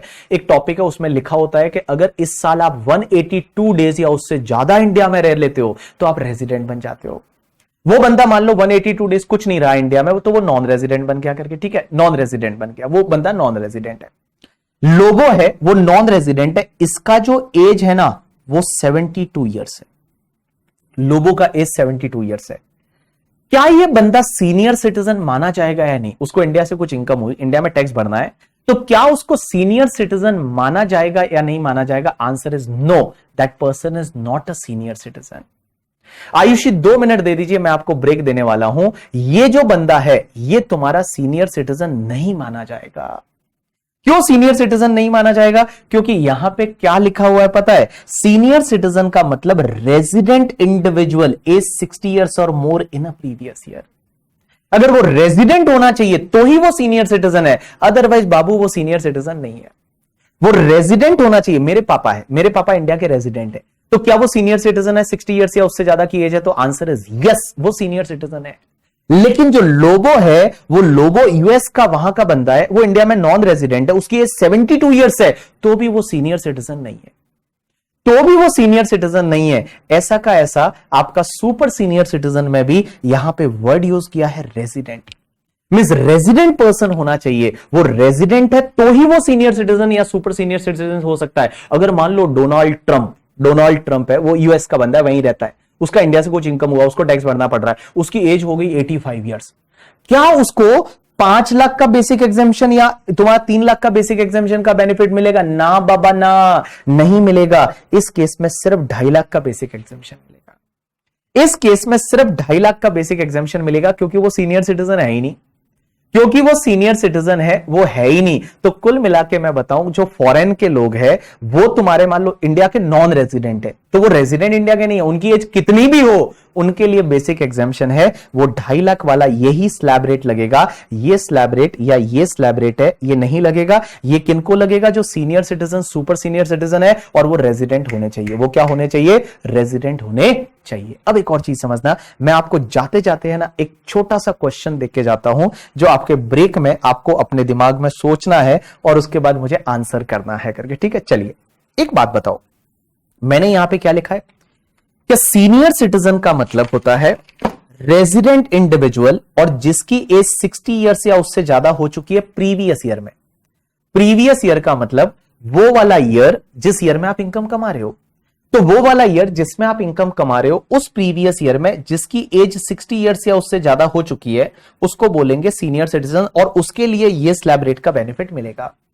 एक एग्जांपल लेते हैं, एक बंदा है जिसका नाम है, मान लो ये वाले एक बाबूजी है करके, ठीक है? ये एक बंदा, इतना बड़ा इसका सर थोड़ी बनाएंगे, थोड़ा छोटा कर लेते हैं। हाँ, वाओ, हाँ ये बंदा है, ये एक बंदा है जिनका नाम है बाबूजी। बाबूजी, एक क्वेश्चन देके जा रहा हूं, ये वाला, हाँ नोट करने दे देंगे आपको। ये बाबूजी है करके, ठीक है? इधर देखिए, बाबूजी है, बड़े प्यारे लग रहे हैं। ये बाबूजी का बर्थ हुआ था, इस बाबूजी का बर्थ हुआ था ऑन 1 अप्रैल 1963 को। इस डेट को इनका बर्थ हुआ था, मींस इनका जो जन्म हुआ था वो 1 अप्रैल 1963 को हुआ था करके, ठीक है? अब एक बात समझिए, ये बंदा बाबूजी जो है वो अपना 60th बर्थडे सेलिब्रेट कर रहे हैं। 60th बर्थडे सेलिब्रेट कर रहे हैं। वो कब करेंगे? 60 साल। 60th बर्थडे कब सेलिब्रेट करेंगे? तो 60th बर्थडे सेलिब्रेट कर रहे हैं ऑन 1 अप्रैल 2023 को करेंगे, क्योंकि आप अगर 60 इयर्स काउंट करेंगे तो 1 अप्रैल 1963 से 40 साल वो, और उसके बाद 20 साल ये, तो 60th बर्थडे जो सेलिब्रेट कर रहे हैं 60th बर्थडे वो 1 अप्रैल 2023 को कर रहे हैं। अब एक बात बताइए मुझे, अपना प्रीवियस ईयर कौन सा है? तो मैं अगर बोलूं आपका अपना प्रीवियस ईयर, तो अपने एग्जाम के लिए हम कौन सा प्रीवियस ईयर देखते जा रहे हैं? Previous year 22-23। तो 22-23 प्रीवियस ईयर चालू हो रहा है 1 अप्रैल 2022 से लेके और 31 मार्च 2023 तक। अब क्वेश्चन यहां पे यह आता है कि सर एक बात बताइए, ये बंदा अपना 60th बर्थडे सेलिब्रेट कर रहा है इस डेट को, जिस दिन उसका बर्थडे, मतलब आप एक बात बताओ, आपका जिस दिन बर्थडे होता है उसी दिन आप सेलिब्रेट करते हो अपना बर्थडे। तो यहां क्वेश्चन ये आता है कि 60 इयर्स ऑफ एज कंप्लीट कौन सी डेट को माना जाएगा? 60 इयर्स ऑफ एज कंप्लीट कौन सी डेट को माना जाएगा? क्या उसी दिन माना जाएगा जिस दिन आप अपना बर्थडे सेलिब्रेट कर रहे हो, या उसके पिछले दिन माना जाएगा, या उसके पिछले दिन माना जाएगा कि पिछले दिन 60 इयर्स कंप्लीट हो गए? आप मुझे एक बात बता दीजिए कि सर यहां 60 इयर्स कंप्लीट कब माना जाएगा? क्योंकि सीनियर सिटीजन का मतलब क्या होता है? Senior citizen means resident individual जिसका एज 60 इयर्स या मोर हो गया इन द प्रीवियस ईयर। तो क्वेश्चन यहां पे यह आता है ना कि सर एक बात बताओ, यह बंदा अपना 60th बर्थडे सेलिब्रेट कर रहा है वो 1 अप्रैल 2023 को कर रहा है, तो सर 60 इयर्स कंप्लीट कब माना जाएगा? क्या इसी दिन माना जाएगा 1 अप्रैल को, या लास्ट डेट को माना जाएगा? क्योंकि अगर लास्ट डेट को मानते हो कि 60 साल पूरे हो गए, लास्ट डेट को मानते हो तो फिर भाई इस साल में उसको हायर बेसिक एग्जामिशन का बेनिफिट मिल जाएगा। अगर इस डेट को मानते हो तो उसको हायर बेसिक एग्जामिशन का बेनिफिट मिल जाएगा, इस साल में उसको बेसिक एग्जामिशन 3 लाख का बेनिफिट मिलेगा। लेकिन अगर आप मानते हो कि ना बाबू यहां पे 60 इयर्स कंप्लीट हुआ, तो उस केस में बेटा यहां पे इस साल की इनकम पे सिर्फ 2.5 लाख का बेसिक एग्जामिशन मिलेगा। चलिए, तो ये आपके लिए ब्रेक में क्वेश्चन है, माइंड स्टॉर्मिंग करिए और आप बताइए नॉर्मली आपका एज कंप्लीट कब माना जाएगा? जिस दिन बर्थडे सेलिब्रेट कर रहे हो, केक काट रहे हो, उसी दिन, जैसे मान लो आप अपना 17-18 बर्थडे सेलिब्रेट करने वाले हो अभी, तो जिस दिन करोगे उसी दिन आपका कंप्लीट माना जाएगा ईयर, या लास्ट डेट को आपका एज कंप्लीट हो चुका है, अब तो नया साल चालू हुआ है, क्या माना जाएगा, कैसे माना जाएगा? ये अपन ब्रेक के बाद में डिस्कस करेंगे। ब्रेक में आप एक काम करिए, एज इट इज इस पार्ट को कॉपी कर दीजिए, जो आपको बोर्ड पे दिख रहा है इसको एज इट इज आप कॉपी कर दीजिए अपनी बुक में, और ब्रेक में, इस ब्रेक के बाद में है वो अपन इस पार्ट को चालू करते हैं, इसके आगे चालू करते हैं। आपको जो बोर्ड पे दिख रहा है वो एज इट इज इसको कॉपी कर लीजिए। तो ब्रेक में 3-4 मिनट कॉपी करने के लिए, बाकी आपका 6 मिनट का ब्रेक।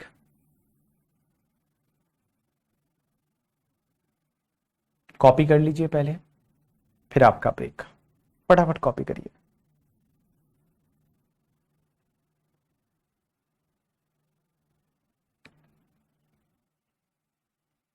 इसको कॉपी करिए फटाफट।